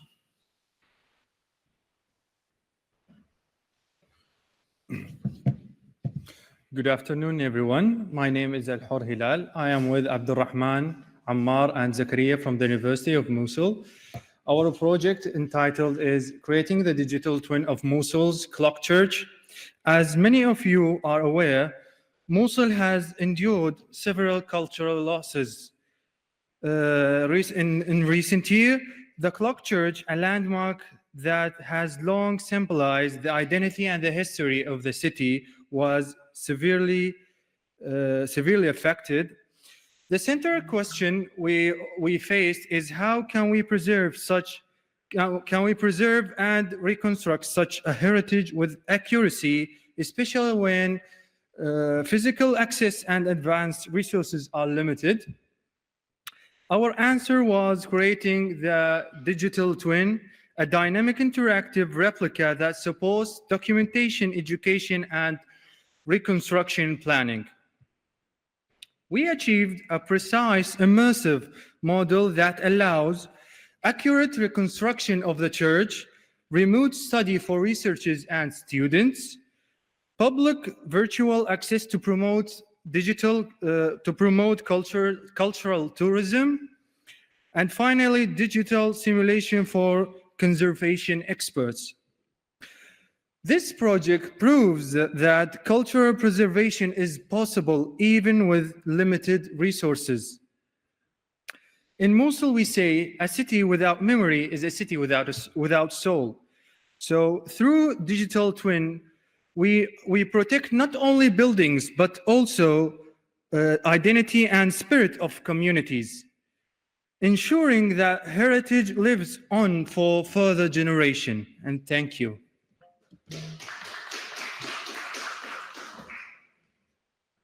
Thank you very much. And the final presenter is Basum again.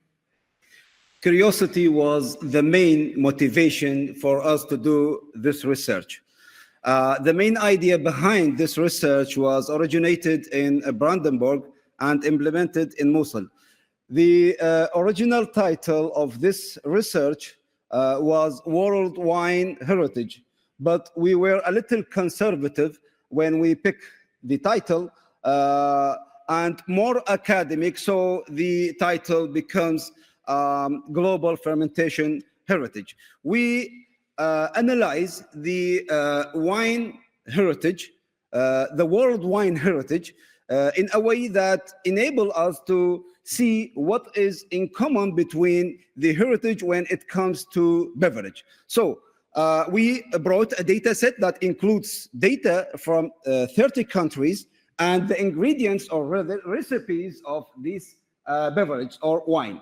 So just to summarize, we found that France has the most frequent approaches shared with the world, but when it comes to Germany, they are a little conservative when it comes to share their approaches in producing wine. So more details will be shown in the poster, and also we have some visualizations here that show Brazil and Mexico are the most countries that share their approaches in making wine. And thank you.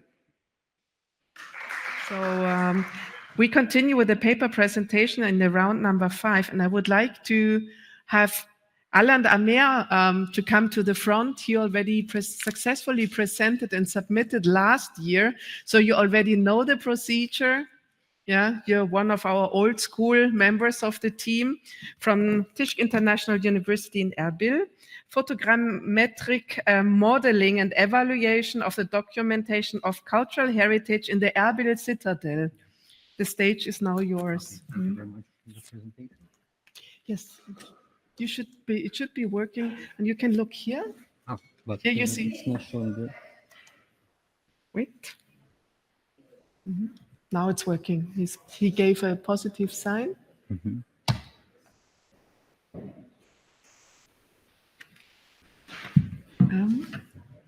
Yeah. It's not synchronized. Let's wait. We need to synchronize the screen and this.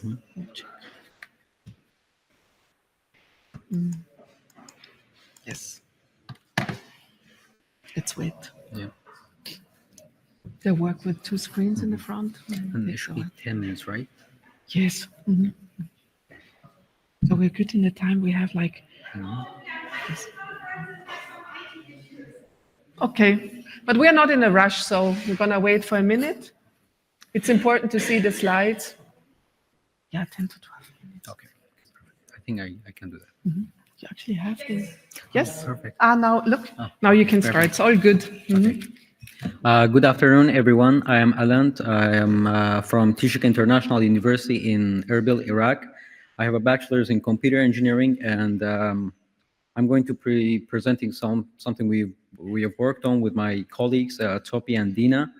And before I start, I just want to give a thanks to Mr. Musa Amin. He really helped us and supervised this work. He's the head of the computer engineering department.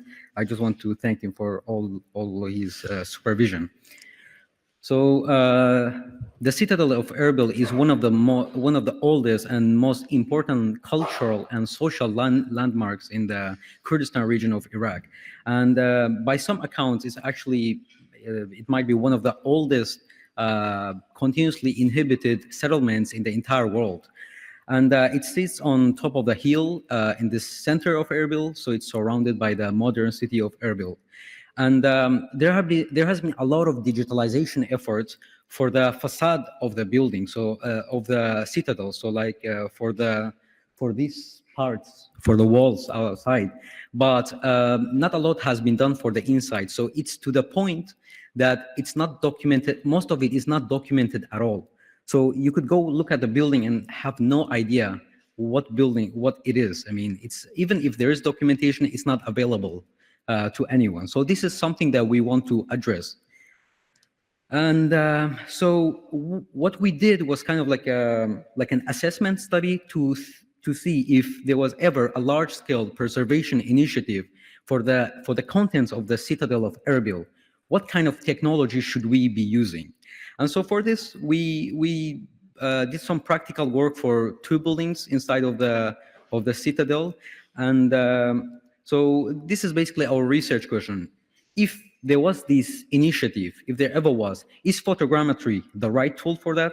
Because as we know, like there's a lot of 3D modeling and imaging techniques available, like LiDAR and CT and structured light, a lot of them, and each one is useful for a particular kind of artifact and site. So it really depends. It really depends on the even within digitalization of the digitalization of cultural heritage, different technologies are used for different things. So why did we choose photogrammetry for this? So there's a few reasons, but the most important are, first of all, it's really accurate when it comes to color and texture. And this is very important in cultural heritage because we're not only interested in the geometrical shape of any artifact, but we actually want to document the texture and the color as well, because this is important for analysis and also just for preserving it, right? We want the color and texture, and photogrammetry is really good at that. And also it's very, very portable. So because the citadel, as I said, there's a lot of buildings inside of it, on top of it.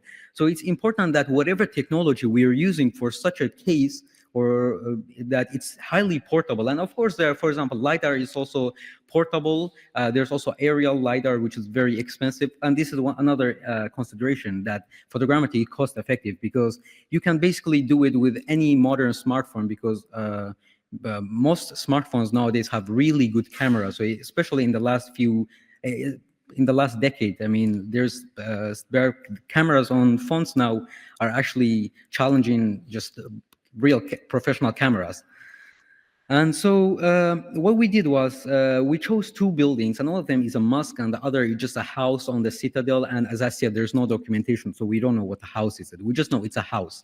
And we took around 3,000 photos for each of them. And of course, this is a lot, but we wanted the assessment to be as correct and accurate and scientific as possible. So we covered every detail of the buildings, but we later narrowed down because 3,000 is too much for processing. So we narrowed it down, and I'm going to talk about that a bit later. And we came across some issues while trying to get the data. And for example, we didn't have a drone, and this is a huge problem because if I'll show you the models right now, the rooftops, like it's not captured because we were on the ground and we didn't have anything to go up, and we didn't have a drone. So this was really a problem, and especially in Iraq, like it's a problem like getting a permit for a drone. Even like within like the city, it's hard, but especially for the citadel, because it's right in the center. It's the most crowded place. So just security is very tight, and it's just drones are just a huge problem. And also within the citadel, there's a lot of restricted areas. So even the things that we did, they were also in restricted areas, but we managed to get some sort of permit. But there were other buildings, maybe they're more frail, and maybe we should have like worked on that, but they were just very, very restricted. And also the image quality. So as in previous presentation, it was talked about, I think by Dr. Zuhair, when the image, if for example, contrast and sharpness, these are all parameters, and so different cameras will produce different results. So this was an issue. So we actually collected many data sets with many cameras, just to make sure that our result is as correct as we can. And for processing the data, as I talked about, 3,000 photographs is way too much for a model. And even though the buildings are big, but it's still a lot. So we actually employed some algorithms to reduce it. And what we did was we used a modification of the nearest neighbor algorithm, which is a nearest k-nearest neighbor, which is used a lot in computer vision and in deep learning, where we basically what we do is we compare the pixels from this image and the next image and see if they're, because I forgot to mention that when we capture, it's all consecutive, so we don't do any random crazy jumps. And so if the pixels, like we do some calculations, if they're too similar to the previous one, we can just discard it. And we can modify the parameters in a way that we can just trim the data set down by any length that we want. So it's very arbitrary. And for example, our first trim was very conservative, like the green one right here. So it was 50%, which is still a lot, like 1,500. Images, and then we also had like a moderate trim and also an aggressive trim. So it was like 300 or maybe 600 photographs, which is still not a small number, but we worked with all of these data sets. So even though it took a lot of time. And also we used reality capture. So there was, for processing, there was a lot of other choices, but as a learning experience for us, we decided to go with this one because it was new to us. We have worked with some others. And so this is just some of the steps that are involved in creating a 3D model. It's very standard, so this is not just software specific.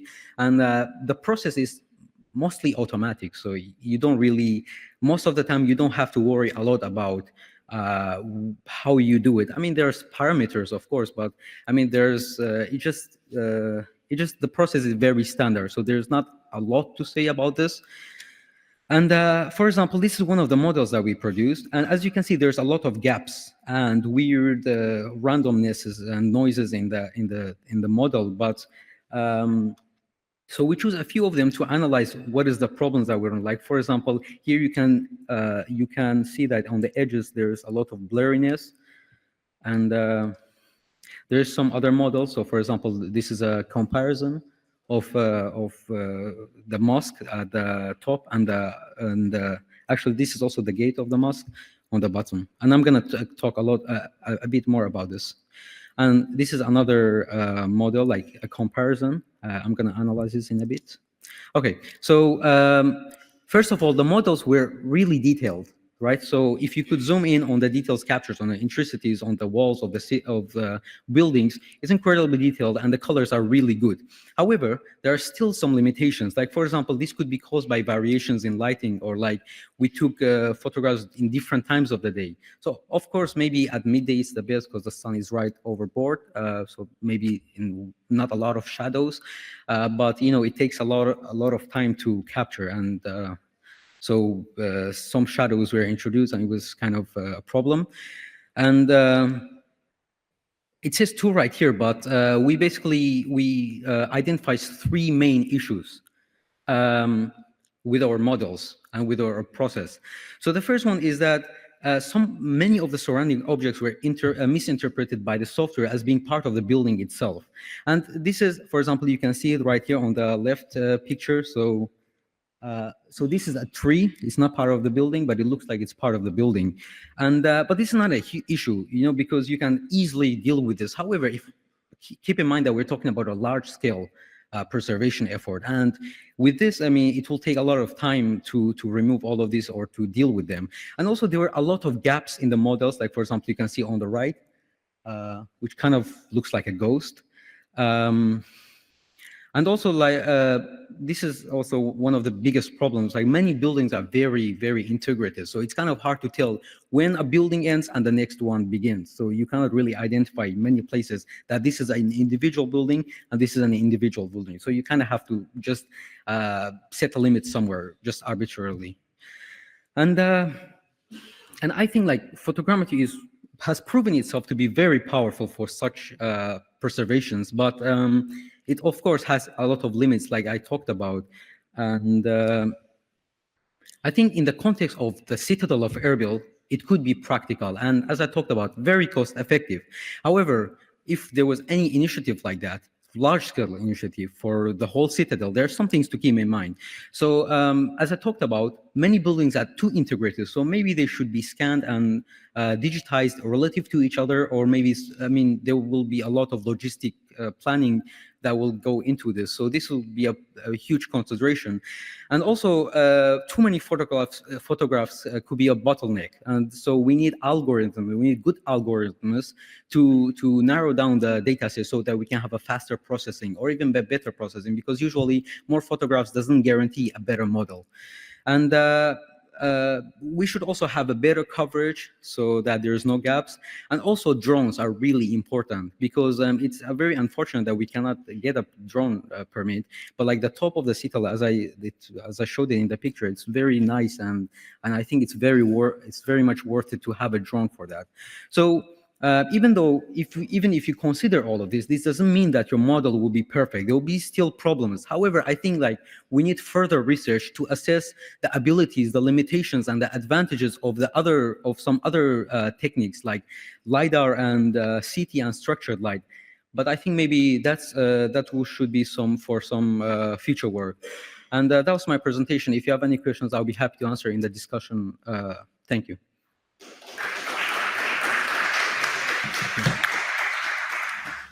So thank you, Alan, for this insight also in your work. You've been working on the project already from the beginning, so I think for 3 years. The discussion will be at the end of the group, so I'm gonna now hand over actually to my local student team at Brandenburg University. Now, Lillian, it's your time, and Bao.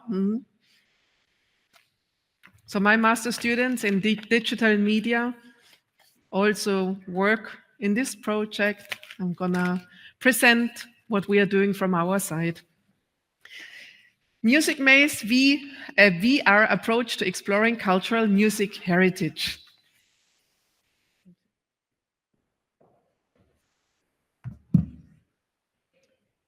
Yes.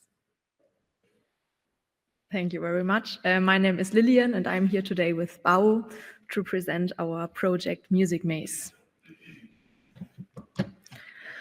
So we're going to start a bit with a background to this topic, because it's a bit different than everything you guys did with architecture. And then I'm going to talk about how this idea came to life at all, and also give a bit of a project overview. And then Bao is going to talk about our research part. Yes, as our project title already explains, we have to deal with music. And the topic for us is emotional, because we like music, and also Bao and me really are music fans. And music is like an intangible cultural heritage, and that makes it important also in this topic. but it is at risk of being lost because learning music is really hard. I don't know how many of you tried to learn an instrument. It takes some time, it takes a lot of effort, and those barriers makes it harder for people to learn, to take the time to do so. And we wanted to have a project that makes it easier to connect to the cultural music. Our team also consists, next to Bao and me, to Hannah, who also studies digital media at the Technische Hochschule Brandenburg, as well as Esther, who is a human-computer interaction student from Tallinn University. And when we thought about how can we make music more accessible, we thought about the idea of a virtual reality, and we wanted to connect gamification and storytelling with learning, because we didn't just want to make it fun, but also have a learning approach that maybe have a deeper impact on the people, and they can take it out of the VR world also into the real life. Yes, our goal was to build a personal connection to music, and that's how our project came to life. So the concept of our project is basically that we have a 3D world that the user can navigate through. It's, as the name says, it's a labyrinth. So you can really explore and walk around. And in this maze, there are sound samples hidden, and you have to walk around and find them. So you are engaged to explore this world. And after collecting those samples, the last part is the music studio, where you are kind of invited to get creative and create your own songs with all the sound samples that you found in the labyrinth. For the technology, we used the game engine Unity, and we got our samples from Sketchfab, so we didn't do any photogrammetry at all. And our textures are from Polyhaven, and the sound samples are from free sound libraries like Freesound. Yes, and we did a first prototype that was Egypt level themed, and we did the whole process of idea development, testing, and evaluation there. And from the test results, we did build the second labyrinth, which is currently in the development stage. And we also did some more research, but Bao is going to talk about that. Yes, thank you very much, Lily. Actually, I am Bao. And now that we take a look on the technical development, I will focus on the second part of our study, design and evaluation. I will present findings from our pilot study, and then explain the design rationale behind that from our two cultural labyrinths.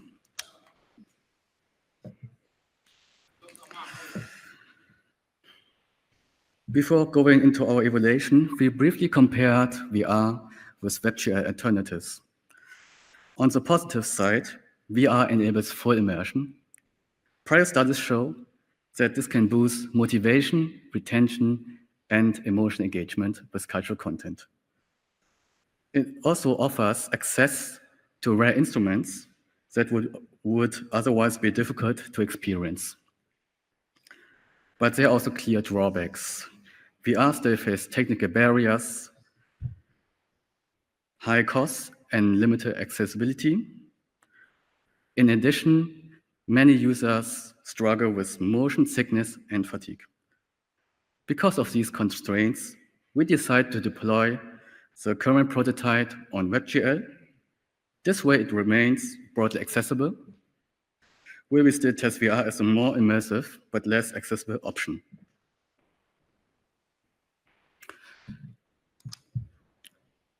In our pilot study with 4 participants, we observed several usability issues. Navigation speed was too slow, so it limits the exploration. And the soundboard interface caused cognitive overload, as described in gamification literature. In addition, background audio distraction from the storyline weakened narrative coherence. and the small homogeneous sample has limited the generability of the results. Based on these findings, we iterate our design. We introduced faster navigation and a tutorial scene. We designed the interface with contextual feedback and added proximate audio for strengthened immersion. These adjustments show that we are working not only conceptually, but also empirically. Evaluate the guide the iterative design process. Building on the development process, we designed 2 distinct cultural labyrinths with different learning strategies.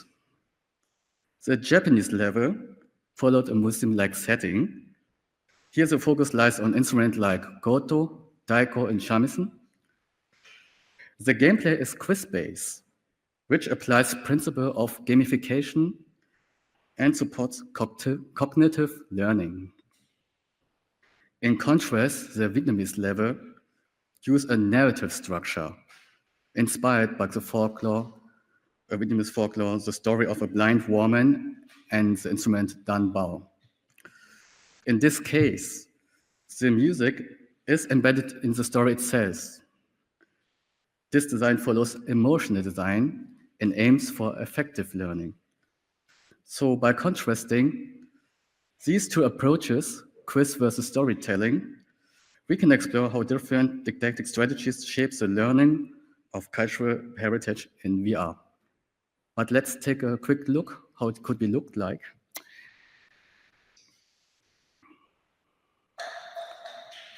With the video.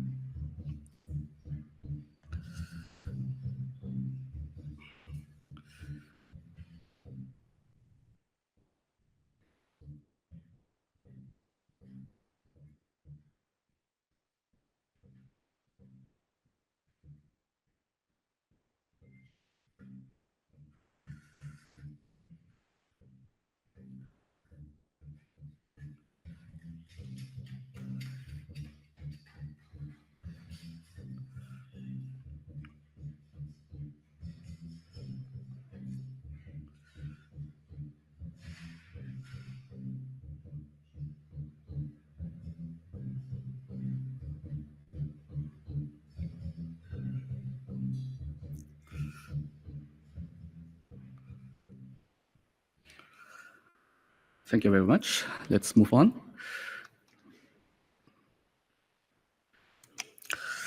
Okay, let's sum up. So our studies shows that VR combined with gamification offers real potential for preserving cultural music. By contrasting a quiz-based storytelling with a narrative approach, we are able to address both cognitive and affective learning. The pilot evaluation reveals challenges in usability, but also confirms strong emotional engagement. At this stage, the prototype should be as exploratory, and it still requires validation in larger settings. But overall, the results underline the immersive tools can meaningfully contribute to heritage education. Looking ahead, the next steps are clear. We need larger and more diverse studies to go beyond our small pilot. Collaboration with musician and heritage experts will be also essential to ensure authenticity of instruments and narratives. On the design side, advanced learning mechanics could help compare cognitive and affective strategies across different traditions. And more broadly, we want to open the discussion, how can immersive technologies support cultural preservation without reducing authenticity? Yeah, those are just our references, and thank you for listening, and we will be happy to answer all your questions in the discussion round.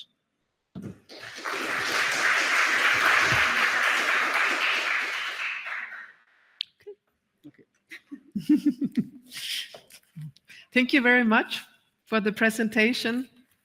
And I'm happy to have these students also on board of our project week we're going to have in Jordan. So we're going to have one project week in Jordan, and then we're going to have another Iraqi group coming by November. So there's ongoing activity. But let's go on. Now we are nearly done. We have one more presentation. And yes, I would please ask Anne Alcazas to come to the stage. Now we're gonna listen to your presentation about adapted two-dimensional QR code for uniform tablets digitization. So here's the title, and yes, and you can control the presentation. So the stage is yours. Thank you. Hello, everybody. It's my pleasure to be here today and present our work to the adapted to the QR code for cuneiform tablet digitizations. My name is Anne, a PhD in computer science from Mosul. The key point that motivated us to undertake this work are first, the limited access to the content of the cuneiform tablets, also the absence of digital interaction methods between scholars, visitors, and the cuneiform tablets. This led us to provide an efficient solution regarding the content analysis and understanding of the cuneiform tablets, also enabling automatic machine reading and a long-term storage. The cuneiform writing has been developed in Mesopotamia as one of the mankind's earliest writing system. Over 3 million various aspects of ancient Mesopotamia life were documented on clay or stone tablets. Thousands of hundreds of cuneiform tablets are stored in the museum. Research centers museum and research centers worldwide.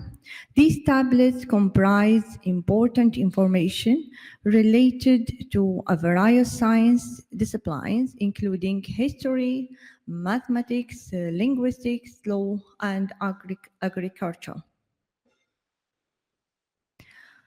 Our project aims to make this invaluable historical record more accessible and interactive for research and public engagement.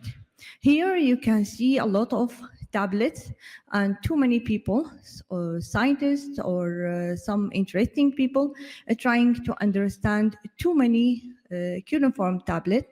Some are able to understand and some have difficulties in understanding these tablets. So we tried to make this understanding process more easier. Before I start talking about the proposed work, I have to present some QR code fundamentals. The QR code, developed in 1994 by DensoWave, a Japanese automotive corporation, the structure of the QR code consists of black and white blocks, as you know, arranged in two-dimensional grid patterns. As you can see here, the components of the QR code here, the component of the QR codes are control patterns, these three control patterns, also the data area. The data area include code and error correction code. The dimension of these versions, version 1, 21 by 21 cells. Later, it's expanded to 40 version. The higher the version, the higher the dimensions and the storage capacity. The concept of the 3D QR code have been introduced by adding a third dimension, to an existing 2D QR code, inspired by the cuneiform tablet. Firstly, the cuneiform symbols translated to a set of English phonics. This English phonics is divided into tokens, and the lookup table, as you can see here, we have a lookup table. It consists or constructed using unique tokens.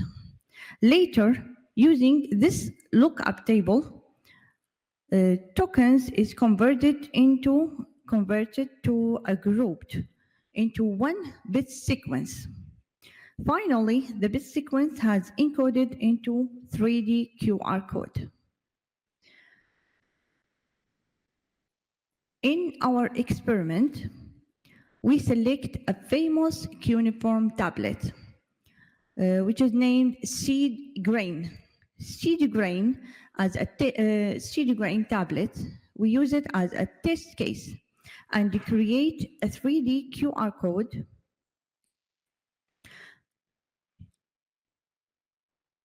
Now, you can see the tablet and the set of tonics that we divided into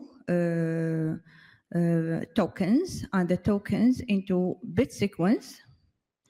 This bit sequence finally is used to create the 3D QR code pattern.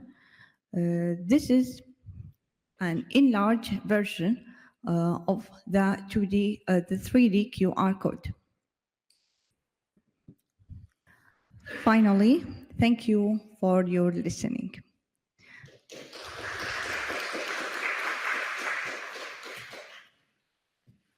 Thank you so much.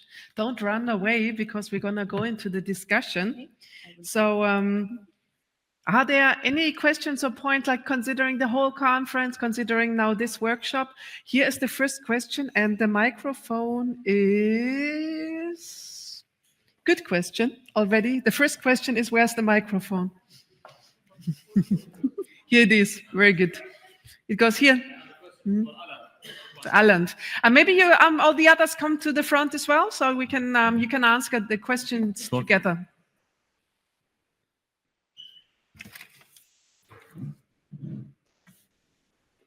Also, that's a good point to make a nice picture. Hi, everyone, again. Alan, it's a great job that you did. Thank you. I just want to ask you about the coordinates in your photogrammetry. Coordinates? Coordinates, yes. Okay. Do you consider it in your work? Regard to the whole urban environment there. Mm-hmm. There is many buildings or houses or whatever. Yes, yes. Do you take this in consideration? Yeah, so you mean recording the coordinates of the places that we scan? Okay, so for our, what we did was basically a beta version of what we have in mind. And for this, it's over, like we haven't recorded the coordinates exactly, but we know where are them. But in our proposed initiative, yes, everything will be coordinated and everything will be documented. So maybe like, and that's what I mean by when I say like relatively scanning buildings relative to each other. So we know exactly, okay, if this building is here, then this building is right next to it. So maybe then we can actually connect all of them and have just a giant model of the whole top of the hill. Yeah, global coordinates. No, yeah. Global coordinate system. Yeah. Yeah. Each building, select one of building. Mm-hmm. Which global coordinates it take place? Mm-hmm. Okay. Yeah. Do you mean? Do you understand my question? No, I don't think I can. Take a house as an example. Any house or mosque or whatever. Okay. Okay. This property and its coordinates in your photogrammetry. Do you mean longitude and latitude? Yeah. Okay. Yes. This is one. Do you consider this? We didn't consider this in our version of it. No, we didn't consider. But if in the future, if it's for more of the citadel, it should be considered and recorded. I believe you should use the drone photogrammetry based on GIS information system. Yeah, we haven't considered that actually. We don't, but yeah, maybe we could consider that. Thank you so much. Thank you very much. Thank you so much. Any other question? I have a question for the music maze. Thank you for your work. So in terms of the auditory navigation, so task, so such the music maze. So so how does the spatial localization of sound gonna affect the user cognitive loads? So are there some implications on this on the game when because you mentioned the gamification? Well, Are there some implication on this? We had in the labyrinth, we had those samples hidden, and in our first prototype, you could hear all samples at the same time. So you were in this world, in this VR world, and you had a lot of sound. And the test person said that it was a bit too much. And for the next prototype of those two labyrinths, we narrowed it down. So we have like a trigger when the user is getting closer to the sample, then it starts. So it's only one sample he hears at the time. And we tried to take out all this noise. Okay, so also you've mentioned the motion sickness, right? So because the navigation I've seen, it's like it's not very smooth. So they are walking or in the they're video just moving. I mean, how did the navigation has been done for the users? So is it like a local? I mean, right now we have it for web GBL, so you can navigate with your keyboards. the keyboard, yeah. Yeah, so it's a bit easier for the users because when we had it on VR, the first prototype was on VR, and you had to like teleport yourself to every place, and that makes the navigation really hard. Yes, you will be disoriented, and yeah. So this navigation has been done with a keyboard. Yes. Yeah. But there were no motion sickness for any user. We didn't test the two labyrinths yet. We only did the tests on the first prototype, and there was no real motion sickness, but in general, it's a problem of motion sickness when using VR and moving around in VR. When you are like standing there, it's okay. But as soon as there's movement, when you have VR glasses, it's really common, especially for people who are not used to having VR glasses. Okay, thank you. More questions?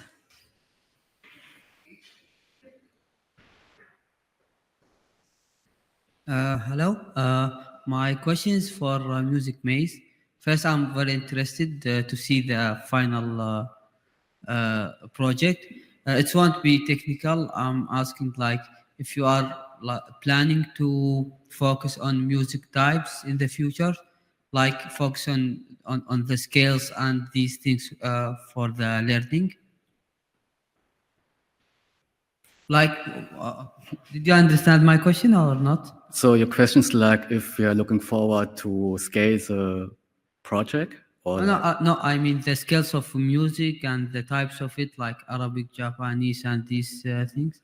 Yeah, it could be like an idea that we have more levels, like more countries with their native instruments, and every country has their native instruments, and you can take a look closer. You can also experience more, as we told that we try to combine these two design approaches, like cognitive and emotional, and this is also the goal. Yes.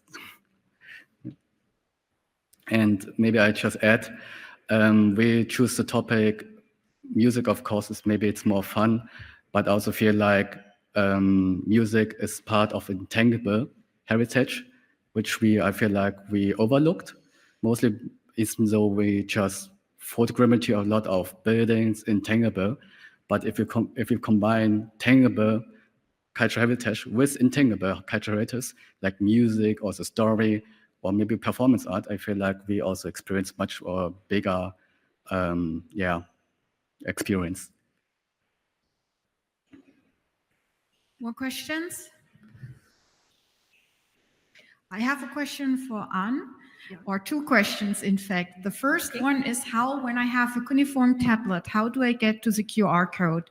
I mean, is there any way to automate it, or do you currently have people to read the writing and dial it and then put it in the transliteration to your software to generate a code? And the other thing is, how would the 3D codes be used? Do you think to attach it or display it next to a tablet? It's two questions, sorry. I just want to understand the question first. The first question is, how could I generate this one? Yes. I generated this one using the information. You know that the tablet has a lot of information. This tablet is translated into state of phonics, and this phonics is translated later or converted into state of tokens and sequence later to many processing to later to be a sequence of bits. These bits by using a special equation, we converted into a QR code. Then this QR code, this type of QR code used the depth in addition to height and width. So each cell has maybe 3 values or 4 values in the state of white and black. Instead of 0 and 1, we have now each cell have 0, 1, 2, 3. So we have 3 to 4 values. So you started with a translated version of the tablet. Yes. So the more levels we have, the more data capacity we'll have. Okay. Okay.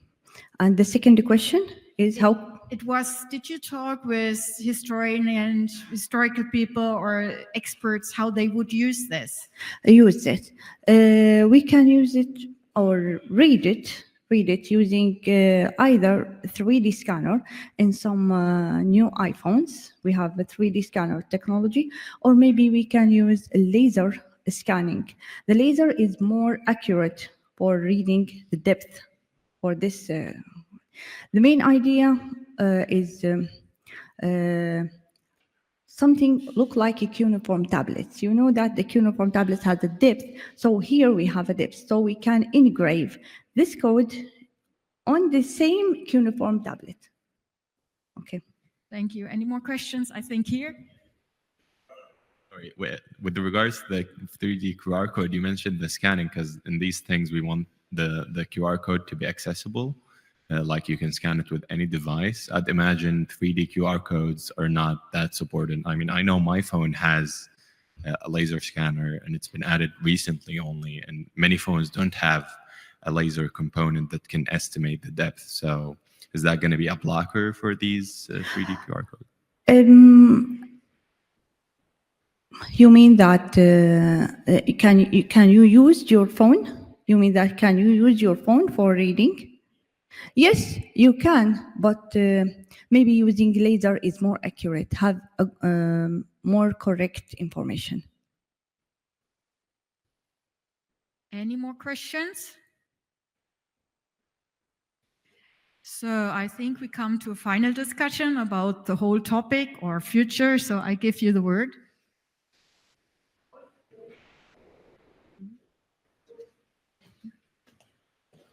Thank you very much for answering the difficult questions. Yeah, we're coming to the final part of the conference, and there's also planned to have a final discussion about any recommendations, any questions considering the conference, and probably also the discussion about the whole topic, not specific questions to the contribution. Is there anything you want to starting to say by now? Yes, you start. Thank you so much. Actually, one of the main concerns when it comes to building VR applications is the quality of that application. So most of the applications that as the output of the projects we are working on is not well evaluated. So I did some investigation on this topic, and I found that maybe for the next projects we can involve many evaluation metrics. For example, if we get like a particular range of FPS frame rate, I mean, in the VR application, may lead to some sickness or some health issues. So we should take care about this in our future applications. And even if we already have some applications, we can like do some evaluation on that. And there are many optimization strategies to improve this application. So we will avoid some let's say drawbacks of that of these applications. So this is just an important issue that I am personally will work on in my next. So my recommendation is to take care of your applications in terms of evaluation, especially for the applications like the music maze. For the music maze, for example, maybe someone can navigate the application and listen to something. So the audio implications and at the same time navigating through a virtual experience will lead to some health issues. So this should be taken care.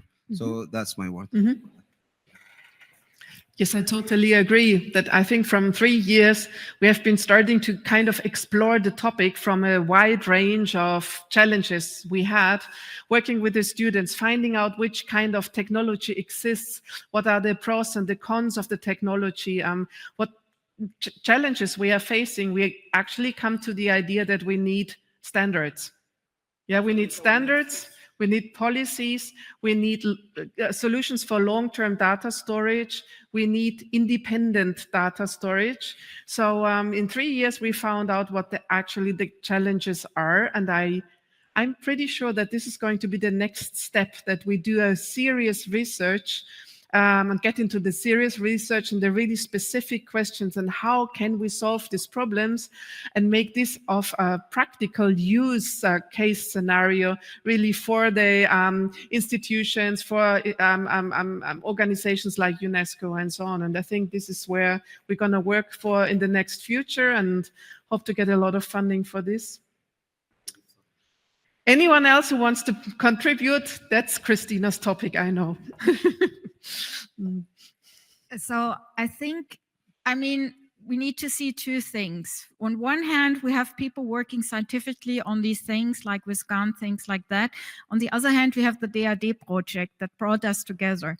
And we have excellent student projects, but one of the main focuses of the project was really to also bring together a bit, you know, German education, project-based education, give you access to international education. And this was somehow like a use case that was very important also in our idea to bring you a bit more awareness, what we discussed this morning also with integrating the youth, bring you more awareness about the rich heritage you have, about the precious heritage you have, to give you some possibilities of doing some digitalization preservation that is not too high costly, because as we heard, limited resources. And so we have the two things. But I think for the next step, we need to think about a more holistic approach, because currently we had a lot of student projects doing very much the same things. And this is a bit what you said, holistic approach, and to think about together and having perhaps some paper, some ideas like evaluation, things like that. And there might be different people having different ideas and different student groups in different places working on this, because this is somehow lacking. But I think it's not really a lack of the project, because we had two things and started a scientific track. And I'm so happy that we also could integrate some scientific track into this project and start to continue.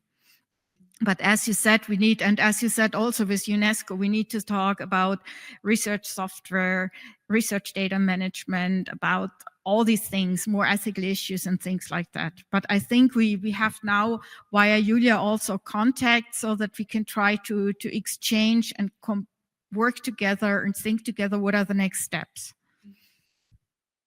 Actually, I have 3 applications pending exactly targeting this kind of next steps to go on. And I really hope we will do at least get one of the fundings, because that would also give a budget for continuing this conference here. You know? And if we don't get it, we're gonna find another one. I'm nearly like every 3 months there's some new call going out for funding, going into this direction where we fit under the umbrella. So I'm pretty confident that there will be a way to continue doing it, all under the digitalization of cultural heritage umbrella. Yes. Because Julia mentioned continuing the conference, we discussed this, and in case there is no funding, I will perhaps just send via EasyChair a questionnaire to everybody who submitted a paper. Because of course there would be the possibility also to do it hybrid, with much more people outside and less people participating from the German side. And the question is then, of course, how much the interest is, because GE, the German Informatics Society, they would support us also to do it more hybrid with much more people outside. So, I mean, just to think about so that we can discuss, because even if there is next year not yet a funding for traveling a large group of people and bringing you here, there's still the possibility to continue this conference in 1 year, continue sharing ideas and things like that. So just think about it, because we can do it also a bit more, less people here, more people hybrid. It's always a possibility. Mm-hmm. Yes, I think that's a good idea. To continue like this and then check about the fundings for the upcoming years. Yeah, so always there's the chance that if you have a, positive paper result, to also travel self-pay, and you will get the invitation letter and visa, all the visa process from our side, because for that. Good. Paul, it's your contribution now. Yes, still we have a little bit of time before we have a dinner, the dinner reservation at 6. We still have to go there. Go ahead. So first, my contribution also to Dr. Basim is, I think, that's my input for today. Virtual reality is really the best technology to have immersive impressions, but I think the future will be augmented reality, and then it's maybe also much easier and less problematic with all the health issues. The main thing why I ask for the microphone, if there are no other questions, I would like to thank especially to Christina for the scientific organization of the scientific day. So please give an applause especially.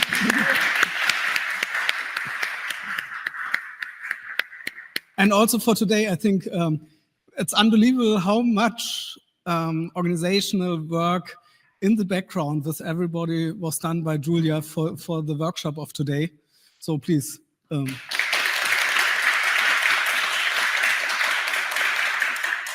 And I think it's almost the final. Yeah. I would like also to extend the thanks to all of you for providing the papers in time. I got the feedback also from the proceedings team. There were issues with papers, but we did not have any more issues than other workshops. So also a big clap in our hands for you all. And you submitted the slides in time, and especially today with the posters. The posters were uploaded in time. You respected for the poster pitches the time perfectly. So thanks to all of you, because the workshop could not have gone so professionally without you and respecting all the deadlines. Thank you.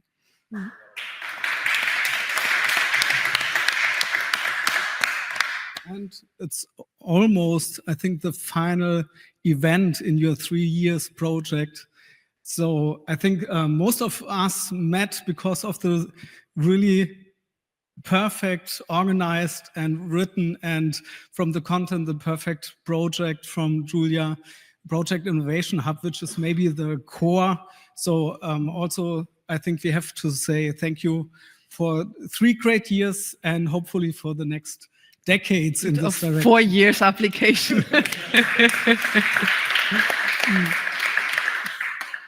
You have your own microphone, so that's really. I actually have my own microphone, right? Yeah.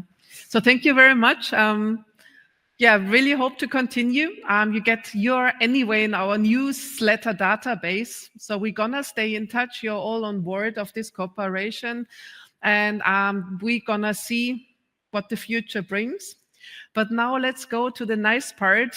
Yeah, after hard work, the dinner. Just also big clap here for our technicians Yes. there. They did a great job.